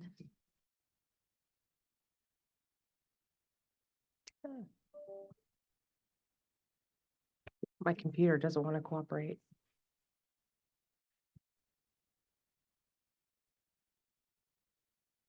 Oh, there we go. Good morning, everyone. My name is Erin Mullen. I'm the supervising engineer for the Delta Stewardship Council. And I am here to introduce the Delta Levy Investment Strategy Annual Report from DWR. This is in response to the regulation that will be going into effect on January 1st. DWR has offered to come and present on their investments and levy funding decisions for the last few years in advance of that regulation. And I want to extend my appreciation to the people that are here for doing that. This is a very exciting day. Just to kind of give you a little bit of a background, and I know you've probably all heard about this before, but it's good to have a refresher. DWR is here to present in response to the Delta Levy Investment Strategy Regulation, which, as I already said, will be going into effect on January 1st. That regulation has three parts to it. The first part defines operations and maintenance funding as a priority, full stop. The second part is the D-list prioritization, which puts all levied islands and tracts within the Delta into three buckets: very high, high, and other, based on the risk that those islands pose, or the levy system of those islands pose to state interests. And the third part of that regulation is the report from DWR that talks about their funding decisions for the previous year. The report serves multiple roles. It increases transparency. It creates a record of funding decisions, and it will allow the council to track how improvement investments reduce risk over time. The regulation is structured so that information contained within the report can be used to update our Delta Levy Investment Strategy Decision Support Tool, which is a critical piece for us in making our risk evaluations and determining the prioritization. So we will be taking the information that they're presenting today, and we will be updating the tool and seeing, kind of getting a new look at where risk stands based on the improvements that DWR has been making, or I should say funding. For this reporting cycle, council staff will be returning to a future council meeting. We're targeting February or March, and we'll report on the results of our risk analysis that we use from this information. As I kind of touched on before, this process is a feedback loop. So the report informs the prioritization informs funding decisions, which then come back to the council as a report. So this is going to be an ongoing cycle that we will be returning to year after year. This is the second report that we have received from DWR. The first was in 2019. The first report helped staff at the council and DWR craft better regulatory language to help capture all the activities and investments that DWR was making in the Delta. So to add a little bit of context to that, the original regulatory language that we were advancing with in our first rulemaking process was a little bit limited. And as we were working with DWR in the reporting requirement, DWR came to us and said, we're trying really hard to be responsive exactly to the letter of this regulatory language, but there's so much more that we're doing that isn't captured in that regulatory language that we would actually like to report on. So we worked with DWR for a couple of years to update the language to be responsive to this observation. So the report that you're seeing today is quite a bit different from the report that we got in 2019, because we've asked for a lot more information and we're giving DWR an opportunity to really kind of tell its story. Another thing that's going to be a little bit different about this report from reports going forward is that this report is based on the map, the prioritization that was published in the old proposed regulation. And the one that is going to be law coming January 1st is not going to match up with what they're presenting today. In part, that is because this is a reflective report that goes back several years. So the regulation that we're publishing on the 1st actually has a number of improvements that have been done by DWR, or that have been funded by DWR. So the report today and the regulation that we're moving forward don't align quite as we hope to in the future. But I think that's a reflection on this iterative process that we've been in for the last several years working with them. So I just wanted to kind of add that caveat. Can you be a little more, so what I'm hearing, because I'm newbie to all this, Absolutely. is that this report's going to be reporting historical. Are we going to also have kind of a section that will just show what's been done in the last year so that we can see the differences, or is it going to always be historical? Or am I misunderstanding? I think it's a little column A, a little column B. So maybe let me back up and try and re-explain. So we had a report for the funding year that was done in 2019. So this report is reflecting on all of the years between, so the last 4 years. So it's basically filling the gaps from the last report up into the end of this fiscal year. So that's part of it. In future report, the way that the reporting is structured, it's always reflective. It always addresses the decisions that were made in the prior year, but they will be coming every year. So it won't be one large report. It's just going to be, this is what we did last year. This is what, yeah, exactly. I hope that answers your question. Yeah, I think because there's some flexibility, as far as determining, we've given some outlines. I'd like to see the trend. So we've been there, this is what we've done, but then this is what we've done this year. It's reactive, it's responsive, it's proactive, all those different things. So I'm just curious. And again, I'm new to all this, so this is just my reaction to my limited understanding of things. No, I think that is your desire is what we're hoping to achieve. And yeah, I appreciate your feedback on that. Like I said, we're going to be taking the information from the report and doing an analysis using our decision support tool. And then we will be coming back to the council and kind of talking about, from our perspective, what was accomplished through the funding that DWR is given. And then we will be doing that every year. So every year we will be coming to the council and saying, this is the projects that were completed and this is how it's reduced risk. So, and then we will, as needed at the council's direction, evaluate the overall prioritization and look at whether or not it still makes sense. So that's the intent of how we're going to be moving forward with this process. Oh, of course. So this report reflects the work that the council staff have been engaged in with DWR and the Flood Board to collaborate on advancing the state's goals in the Delta. And I have confidence that this partnership will continue to grow and help us develop and refine the process to the benefit of Delta flood risk management. Here with me today to present the report is Sean Bagabon. He's a supervising engineer with the Delta Levees Office.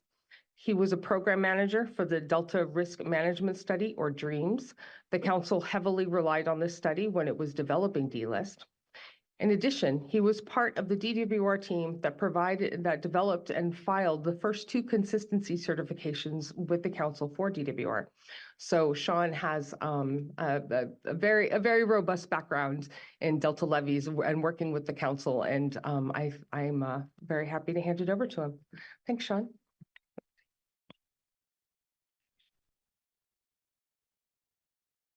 Thank you, Erin. You did the hard work for me, so I think I'm just going to take questions at this point.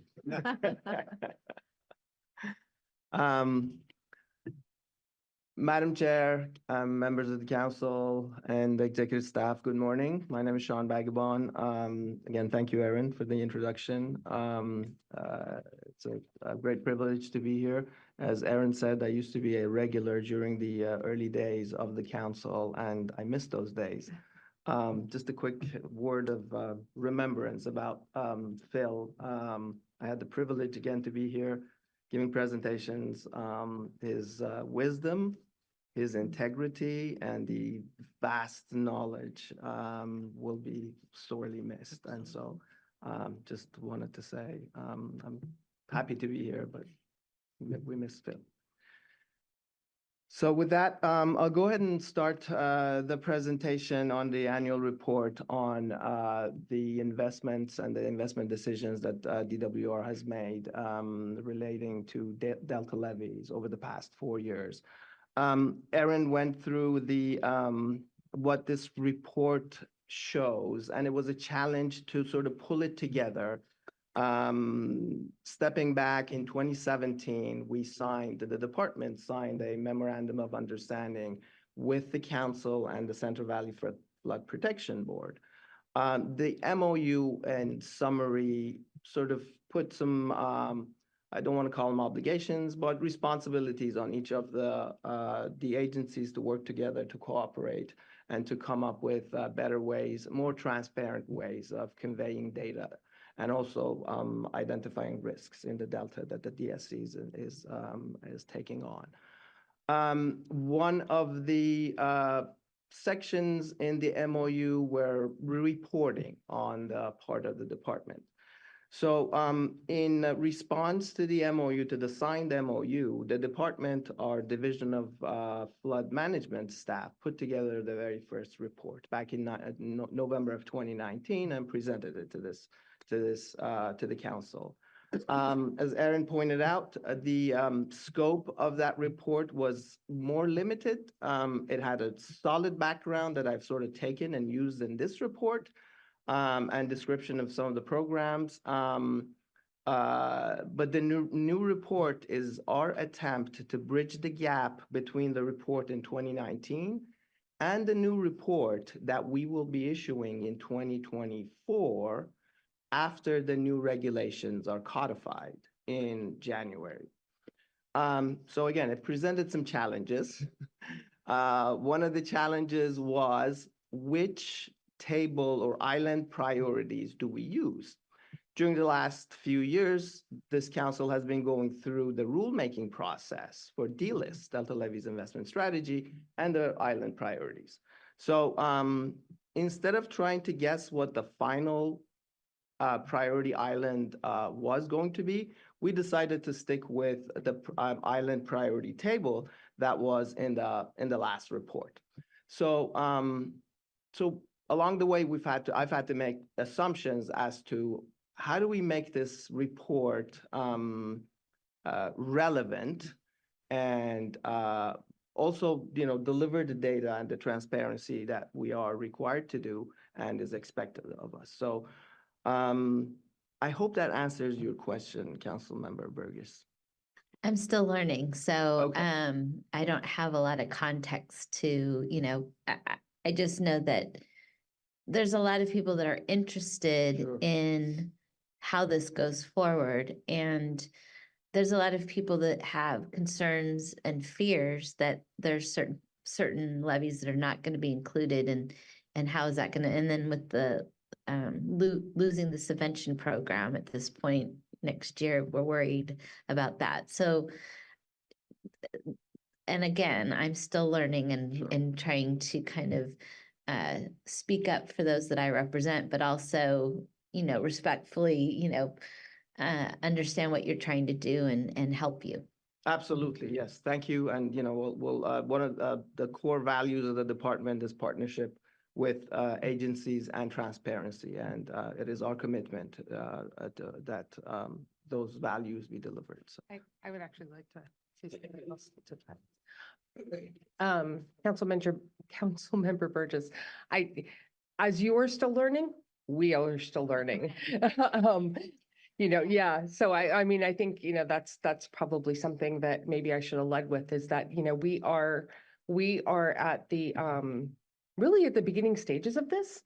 And, so we are, working together to figure out how best to communicate what we're working on and communicate to the public what has been accomplished and how we proceed and how we plan to go forward. So, you put these things together and you think that you've come up, you think you've thought of all of the outcomes and everything that you can, and yet things still come up as you move forward. So, yeah, this is. And you're taking something complicated and trying to simplify it. Yeah. You know, for folks to understand that have various levels of understanding. So I appreciate that. Absolutely. So yeah, I just wanted to say, as you are learning, so is everybody at this table. So thank you for your patience. I have a question, if I may. As a council member at the Delta Stewardship Council, this is a question that one is asked a lot of times of how do you prioritize and what are the plans on renovation and fortification of the Delta levees? And I remember that way back we talked about we got a LiDAR system to get the data and base our decisions on a lot of science, and then I think, if I'm not mistaken, Jessica might help me, that we did a category 1, 2, 3 or ABC of which ones were the most need of investment and repair and all that. And I just wanted to take it from there and put this presentation and this discussion in that context, or bring that element into this discussion. If you could just briefly mention that, or we talk about that at all. So what you're referring to, Councilmember Moranian, is essentially the content of the regulation that the council passed quite some time ago, but then we had to go through the OAL process. And so it hasn't changed for probably about 12 to 18 months, but we did have to go through that final process. And then we did receive final approval from OAL, and so the regulation takes effect in January. The department has graciously produced a report in anticipation of that, so the requirement isn't in effect yet. And so that's what they're presenting on today is the contents of that, of their most recent funding decisions. Very helpful. Thank you, Jessica. I just was trying to put the two together from what I remembered from our discussions and today's presentation. Thank you.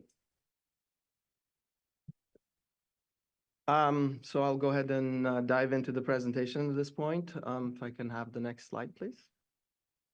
So the real purpose of this report is to preemptively inform this council of the investment decisions and investments that the department has made in projects related to Delta levees. As the new regulations will be codified in January, the department will have reporting requirements. And so the report that the presentation for the report today goes through the process that we have sort of put in place and the work that we will be continuing to do with the DSC in delivering future reports that are that serve not only both agencies but the state of California. The report covers 4 fiscal years, again looking back from July 1st of 2019 through June 30th of 2023. Next slide, please. So the new regulations will require us, starting in January of 2024, to submit a written annual report to this council, to make that report public and present it to this council at a public meeting. And it is due on the 1st of March of each year and 45 days. And the presentation needs to be given 45 days after the report is submitted. Again, this report covers fiscal year 2023.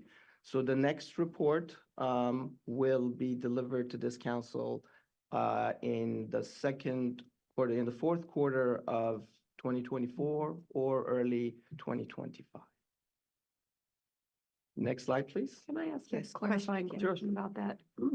So you said that the report you're talking about today goes through June 30th of 2023. Correct. And then the report that we will hear on March 1st of 2024. So that report, actually there's no report due in March of 2024 because that report would be for fiscal year 2023 that ended in June. So the next report would cover July 1 of 2023 through June 30th of 2024. Thank you.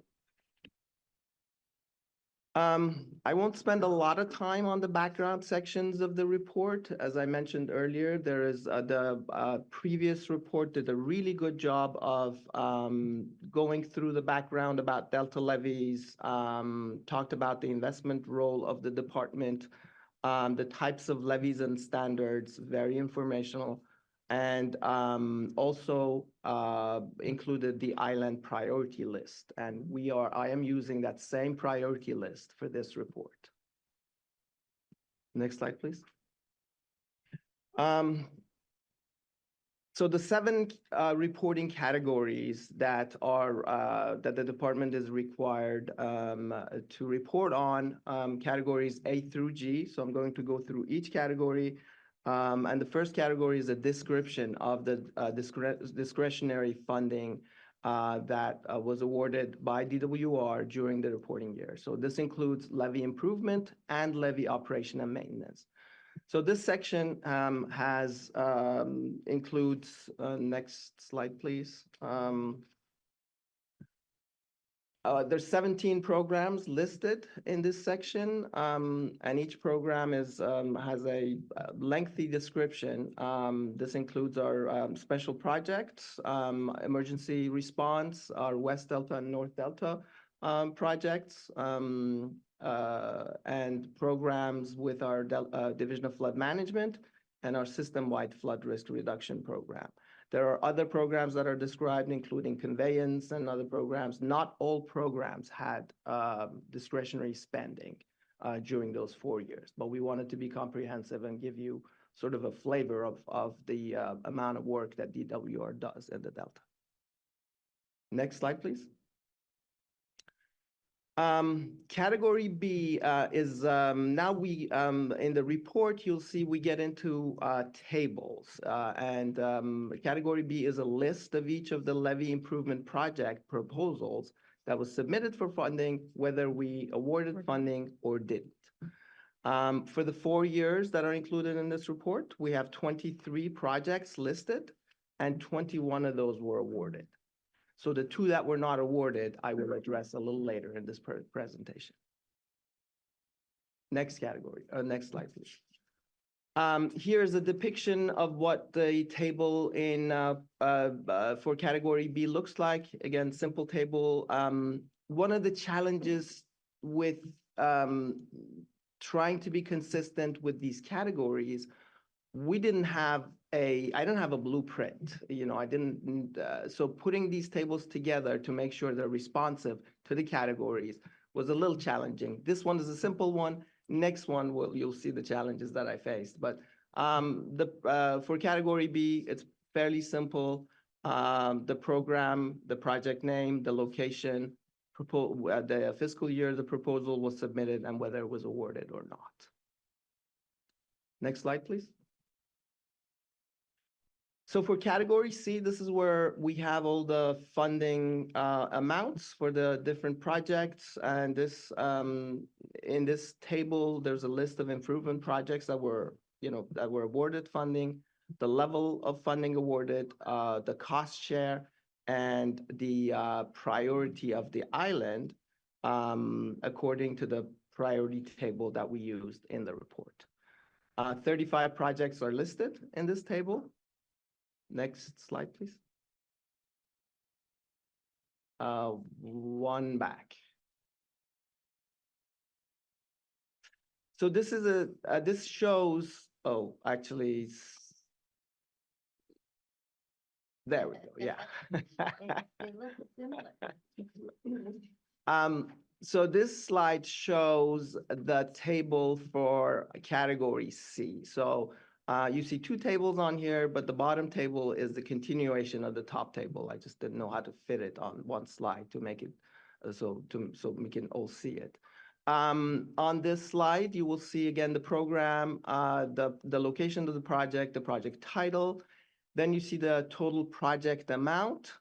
You see there's cost share information there, and then there is funding information for each one of the fiscal years. There's the project status, whether the project was still in progress, completed, and the priority of the project. Are these real numbers? These are real numbers. Okay, so for the state cost, it says 13,650,000. It shows a million and 4,660,000. So does that mean there's still leftover money that's just not been spent? It's a great question, because when I was putting the table together, I had the same question on a lot of these projects, that the numbers didn't match up. So what we have to keep in mind is the project may have started before fiscal year 2019. And so the total project amount, that we may have spent money before fiscal year 2019. It's still in progress. And this one is still in progress, so. Or after, correct. If I could add to that. Sure.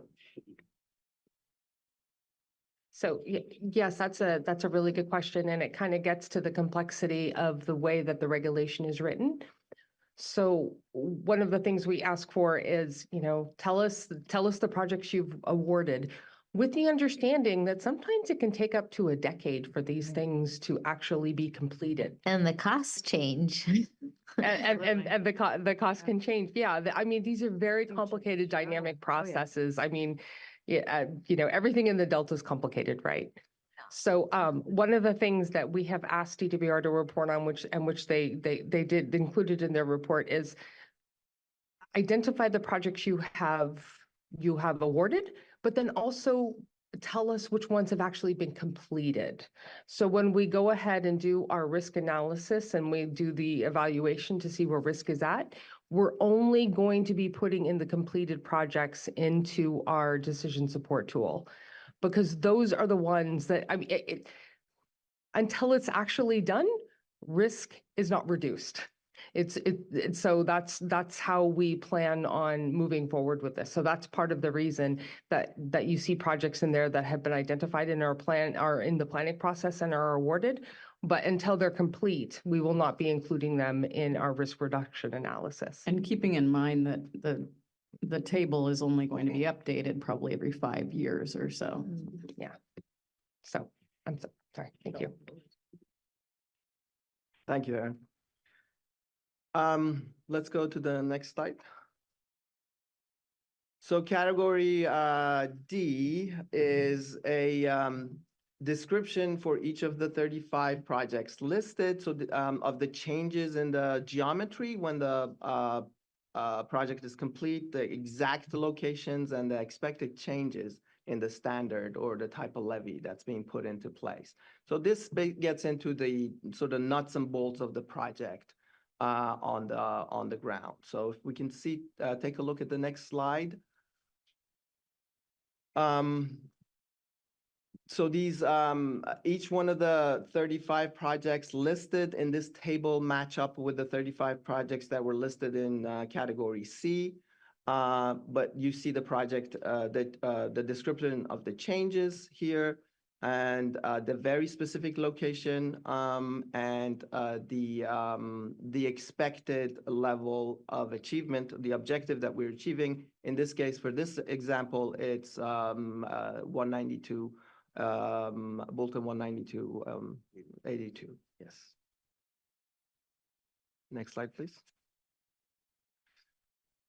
For category E, now we get into the projects that were funded but were inconsistent with the priority, the table of priorities that we discussed earlier. Category E asks for how funding was inconsistent with the priorities, why what the variation occurred, and how the funding that was spent on these projects that were inconsistent still protected lives, property, and other state interests, and so forth. So next slide, please.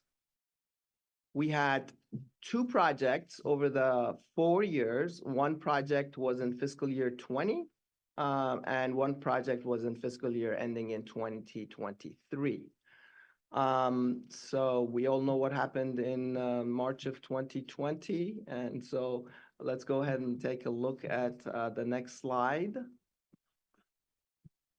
In fiscal year 2020, Bolden, we received a proposal from Bolden Island, and the location is shown on the map there. Bolden Island is in the northern part of Central Delta, about 8 to 10 miles southeast of Rio Vista and about same distance from Walnut Grove southwest. Next slide, please. So in the report and in the upcoming regulations, Bolden Island is high priority.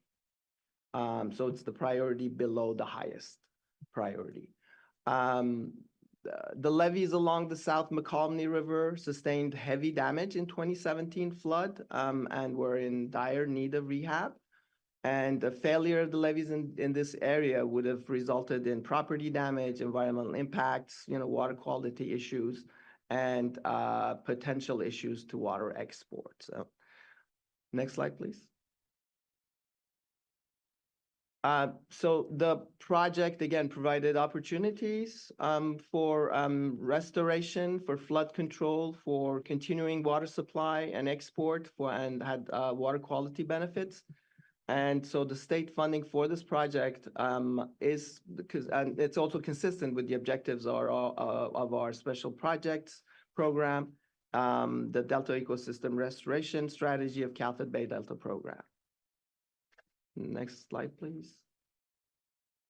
The other project that was inconsistent with the priorities was Libby McNeil Tract. And if you look to the north of Walnut Grove, you can see Libby McNeil Tract. It's directly to the north of Walnut Grove. Yeah. Next slide, please.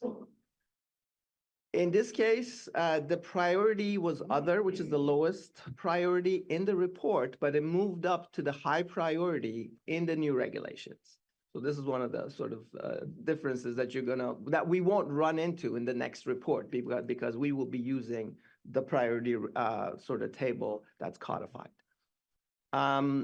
Libby McNeil project was funded by a statewide grant program with criteria that was, for the whole state. The project provided flood risk reduction, ecosystem protection for an underserved community. And it was also consistent with the competitive steps in Prop 68. And it was only one of 5 projects awarded statewide. So those were the reasons for funding the project that was lower priority, basically, in the table. Next step. For category F, which is the 6th category, the ask for reporting is a summary of the reasons for levee improvement project proposals that were submitted but not awarded. Earlier in the presentation, the list of the projects that were submitted, we had 23 projects and 2 that were not awarded. So one was in fiscal year 20 and one was in fiscal year 2021. Next slide, please. So Twitchell Island was one that was not awarded in fiscal year 20. And Twitchell Island is one of the islands in the western portion of the Delta. And you can see it right in the middle of that map. Next slide, please. Twitchell Island has a very high priority in both the report and in the new regulations. The COVID-19 pandemic had caused uncertainties in the state budget and the state fiscal outlook. And so the project was not funded as a directed action. A directed action is where one of our deputy directors or the director can authorize a project to move forward. So this project was not authorized back in 2020. Just recently, the project was awarded $15 million in the latest project solicitation package process that we went through. And so I'll have another slide about the PSP process, and I'll let Brian talk about it a little bit more back at the end of the presentation. Next slide, please. The other project that was not funded was New Hope Tract in fiscal year 2021. Again, New Hope Tract is to the east of Walnut Grove. Next slide. And so this is a high priority in the report, and it'll be a very high priority in the upcoming regulations. The project consistent or the proposal was to clean up wood and tree debris in the river channel. I had a conversation with our program manager, project manager on the island. And the reason why the project was not funded was because it had no levy portion to it. There was no, so we couldn't, it was inconsistent with the program's guidelines. We weren't able to fund it. Next slide, please. Category G, the seventh category, is the basically status of the improvement project activities that were completed during the reporting year. So we had 4 reporting years. I included category G on the same table as that large category C table. I just didn't want to add another 5 pages to the report. And so if we look at the next slide,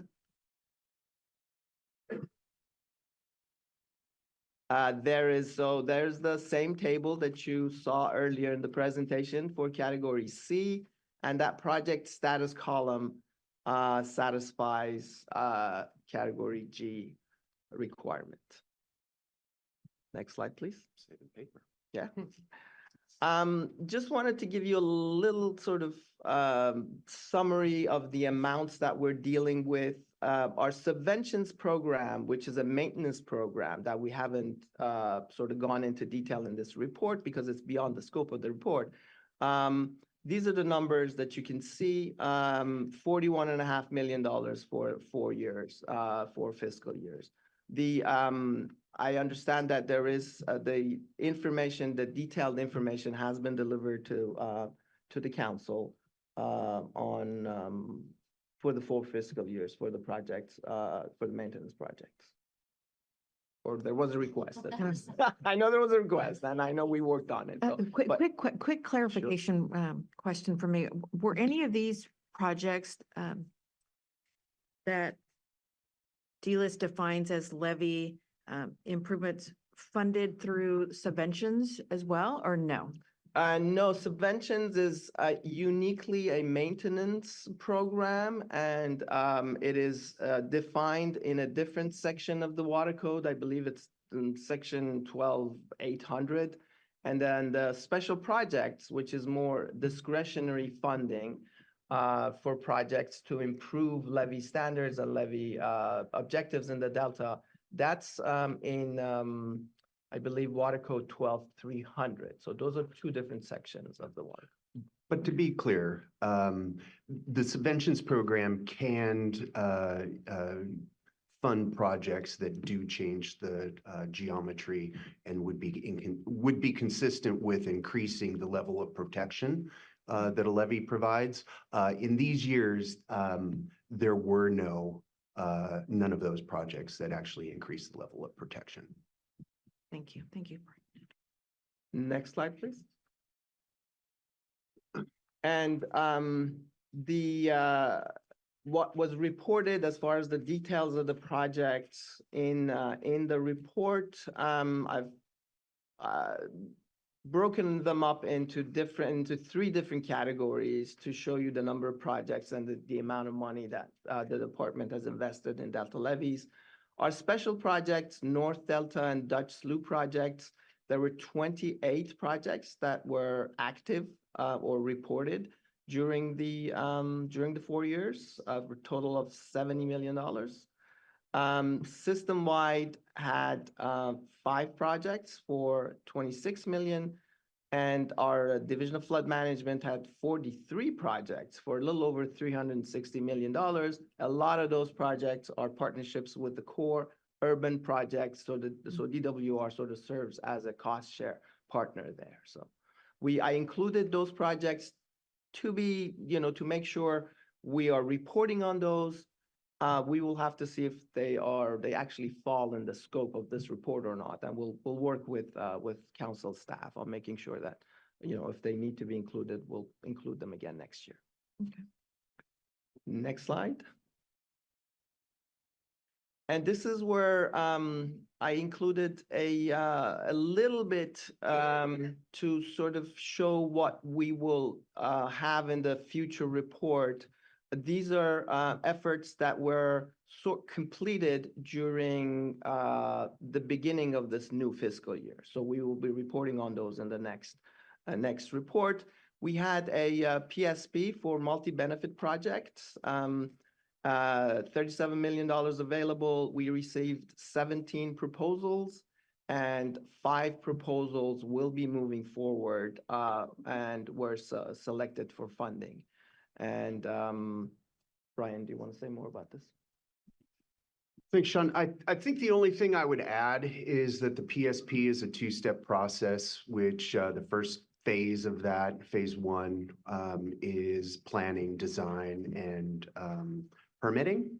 And as we know, these things can take quite a bit of time to go through those processes. So we don't want to lock up a lot of money because most of the money is spent on construction. So we don't want to lock up a lot of money.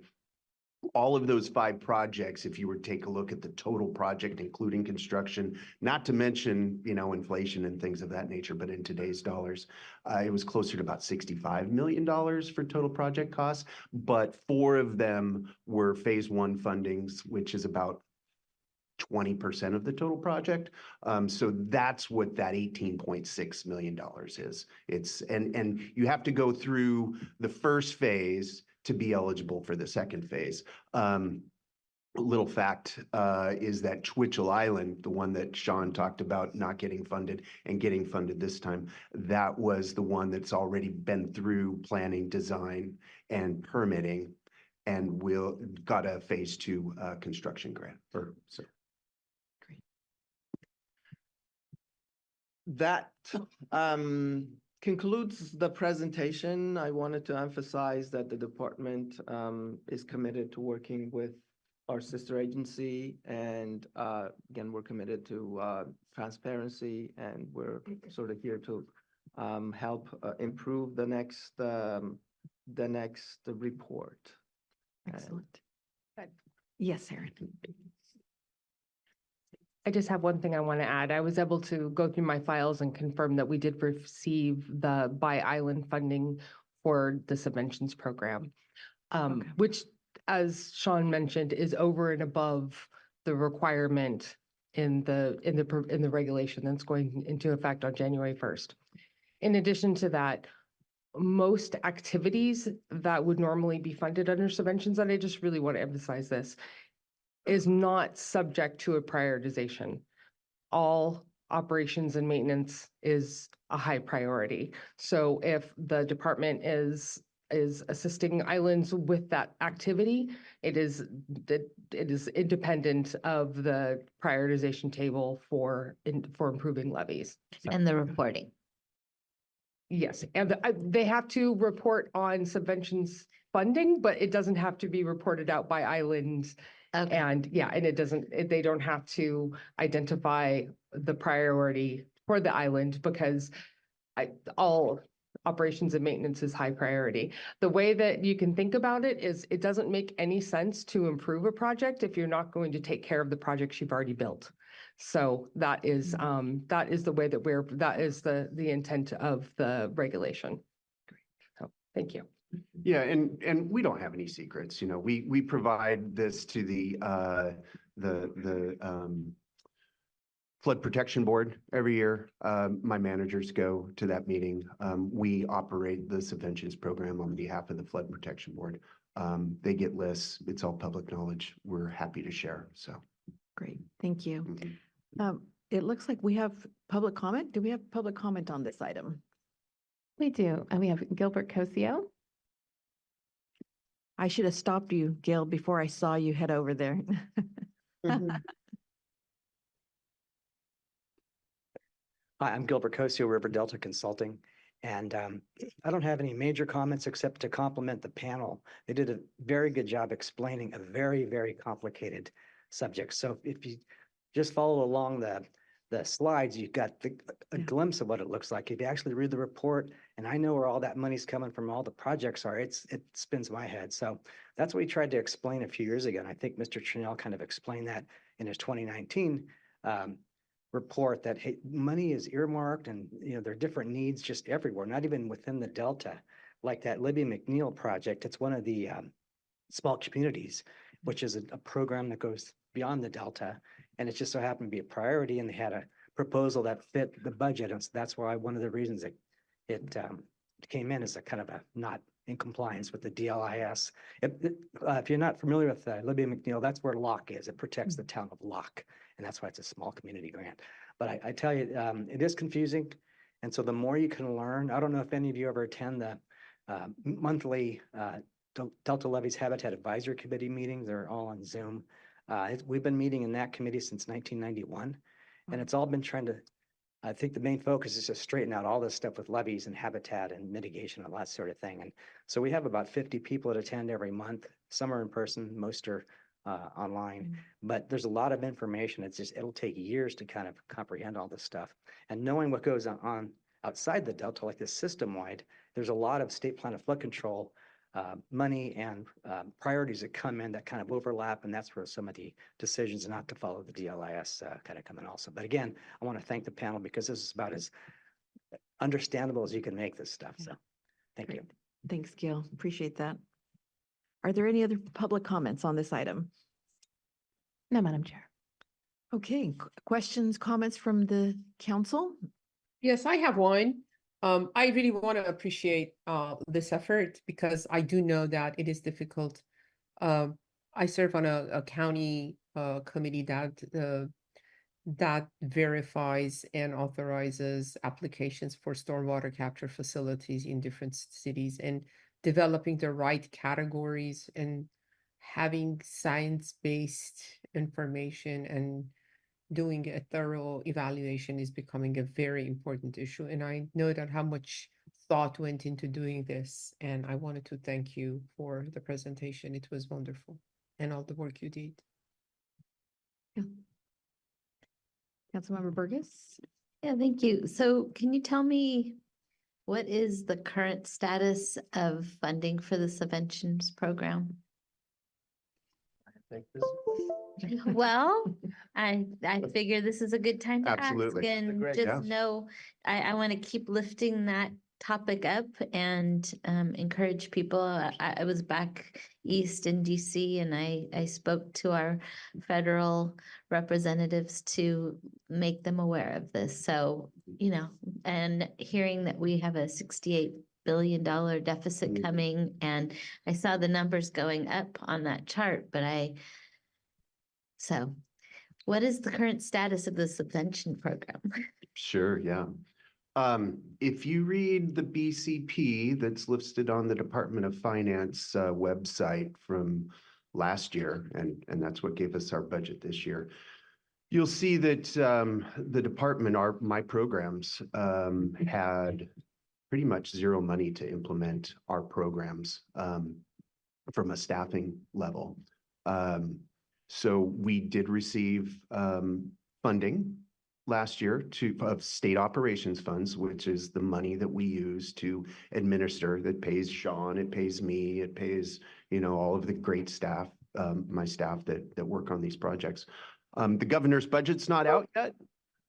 So not sure what's going to be in it, but we all know, as you just mentioned, there's a $68 billion deficit right there. So we'll see where that ends up. There are funds that we have that are somewhat fungible, that we would be able to, of local assistance funds, to be able to pay for this. But, we'll see where we're at. If there's no individuals to administer programs, it makes it hard to spend that money. So we'll see where we're at with that. I'm interested in helping push for that. So I don't know what I need to do to be helpful in that, but I'm just putting that on the record. So you answered a lot of the questions. What was not funded? what was considered other and the changes in the priorities and all of that. So, so it says there's 35 projects, that number will go up.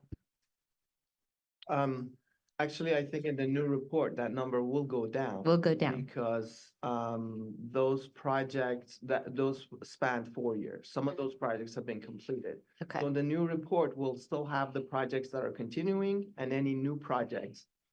And actually, I shouldn't say that number goes down. I don't know until we, until we start working on the new report, I won't.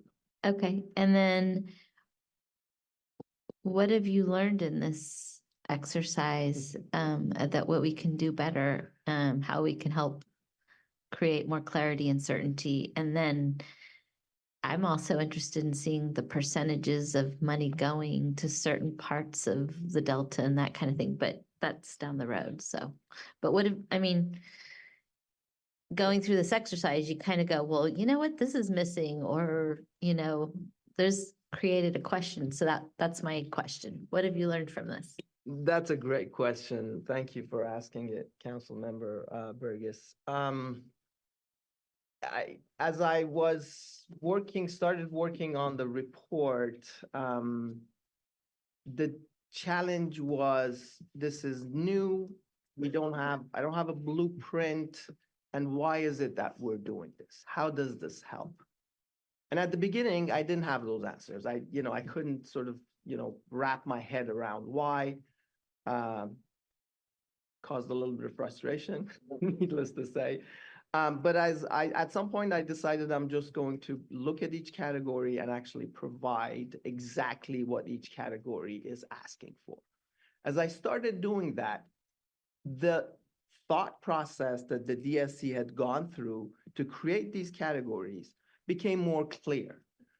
The description of the projects, give us a list of things that of the proposals that you've received, whether awarded or not awarded. For the projects that you have, show us the numbers, when they started, how much, what's the total, how much we've spent, and what the status is. Why things weren't funded, why things are out of the priority sequence, and there's one I'm missing, but it was a really methodical way of, and I think as Gilbert said, as Aaron said, of bringing this, complex amount of information into different tables to show you and show to the people of California to be able to make sense of it. I'm not saying it's simple. I'm not saying it's, very understandable, but that's, it's our best attempt at making a stab at. Let's put it on the table and take a look at it. But I think the next step, as Aaron said, is taking this information and actually making it useful in our risk assessment for the priority of the islands and where funding needs to go. And I think that's where I think it's very interesting, and I look forward to working on that if possible with your staff. It might help us draw a picture for the subvention program too. Sure. That's exactly what I was going to say, is a report like this, the goal is that it lifts otherwise obscurities in these programs up to a level where bodies like ours can become more effective advocates for the Delta getting the funding it needs for flood protection. Absolutely.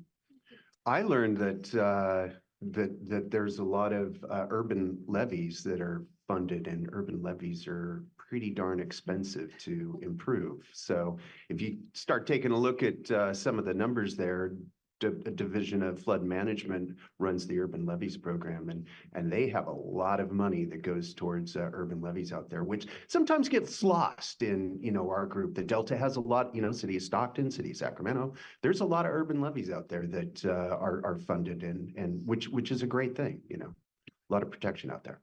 Yes, Councilmember Lee. I also think providing a report like this helps build trust in communities that may not trust where this funding is coming from, or that they're being prioritized. I think sometimes there's a perception that somebody comes in with a project that's shovel ready, and so it gets put to the top of the list, or somebody knows somebody. And I think this is a way for those communities to see that there's been a prioritization effort, and that folks are actually following that. Great point, great point. Thank you. I have a couple. I want to make sure that if anybody else has questions before I ask mine, but don't see any. So based on your experience, is the level of funding for these projects over the last 4 years, does it equate to more or less in years past? And what do you think the future holds for these kinds of expenditures? What do you think?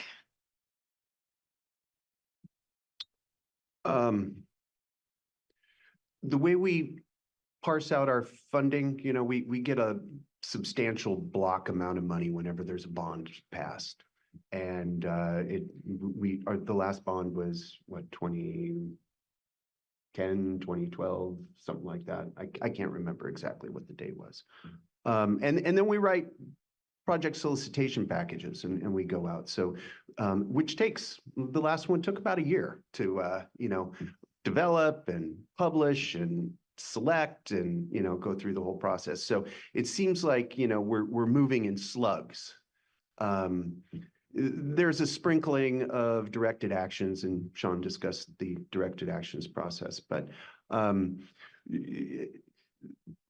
we don't have another bond out that's been identified, and we're getting to the last, pieces of our funds. So, spread out over time, I think it's been great. I think it's been, it's built a lot of projects. The original ones brought every project levy, not project levy, but every levy out in the Delta up to HMP standards, which is like the bare minimum levy standard out there. Great projects. Now we're moving into multi-benefit projects where we're doing some habitat or along with flood protection, along with, so we're getting these multi-benefits out. More expensive projects for sure. But the money is going away.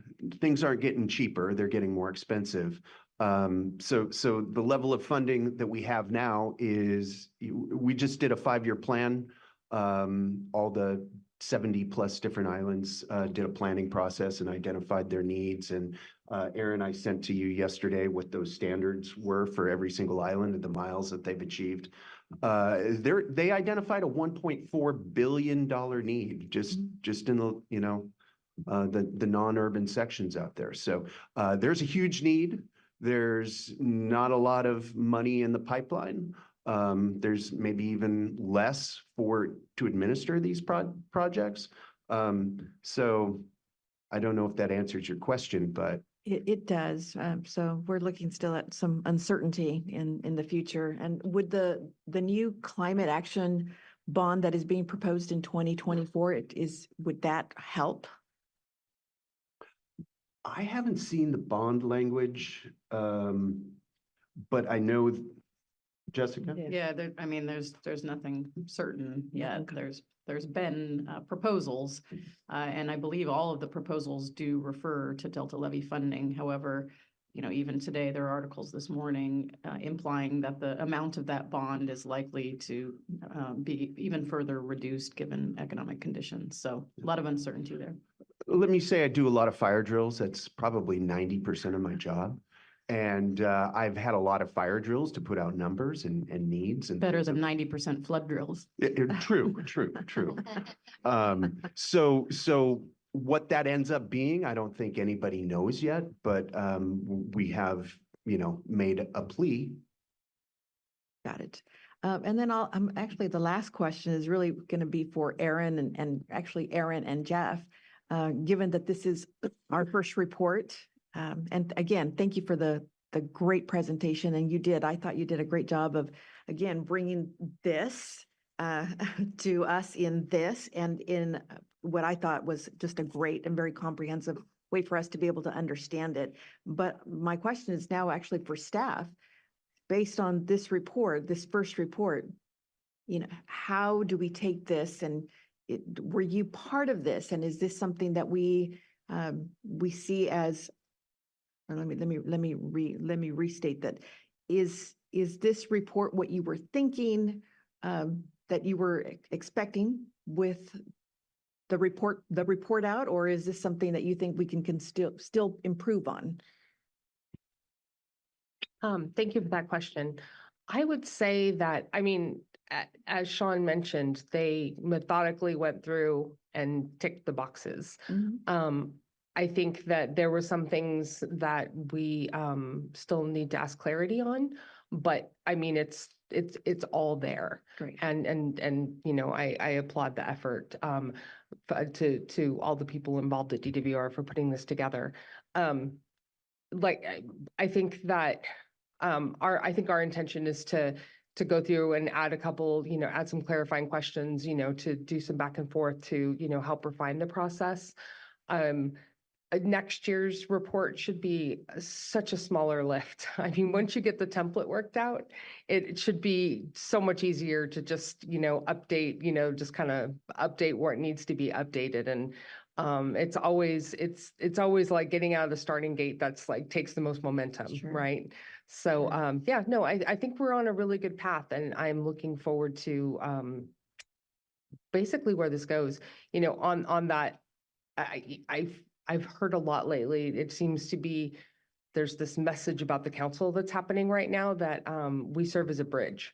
I've heard so many people say this. I think I heard Dr. Larson say this when, you know, when she was stepping out. And I'm really excited about this report and this process as a way to bridge all of the good work that DWR is doing to interested parties that might find it a little bit opaque because it is a very complex system, because there are so many programs involved. So I'm really excited about the opportunity to communicate and refine our communication on how these decisions are being made and where the funding is going. Because this, you know, one of the things in the report, and it wasn't part of the slides, but if you look at the report itself, it shows how you know, how often levies were failing in the Delta.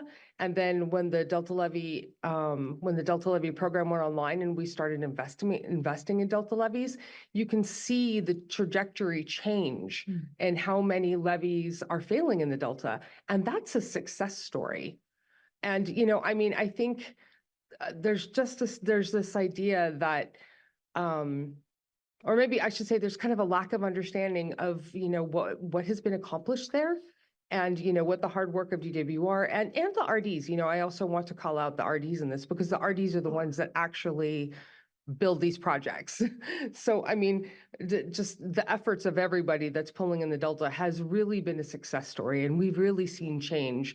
But I don't know that that message always is as effective as it can be. So my goal with this report and going forward is to start to build that bridge between the programs at DWR and the work by the reclamation districts and the people that care about the Delta and are interested in it. And, you know, that I think it's going to be exciting to figure out how to really hone that communication. So thank you. That's wonderful. Thank you, Erin. Well, Sean and Brian, I think it's pretty clear.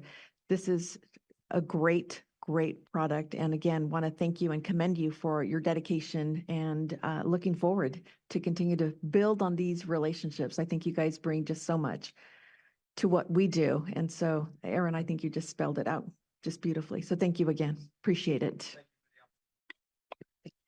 We will now move on to our last item, and that is item 10, preparation for our next council meeting. The next meeting will take place on January 25th at the CNRA building, 715 P Street here in Sacramento.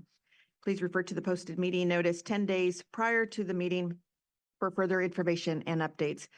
And with that, we will adjourn this meeting, and I wish everybody a wonderful, safe, and blessed holiday season. Thank you so much. Thank you. Thanks, Daniel. Thanks, Maria.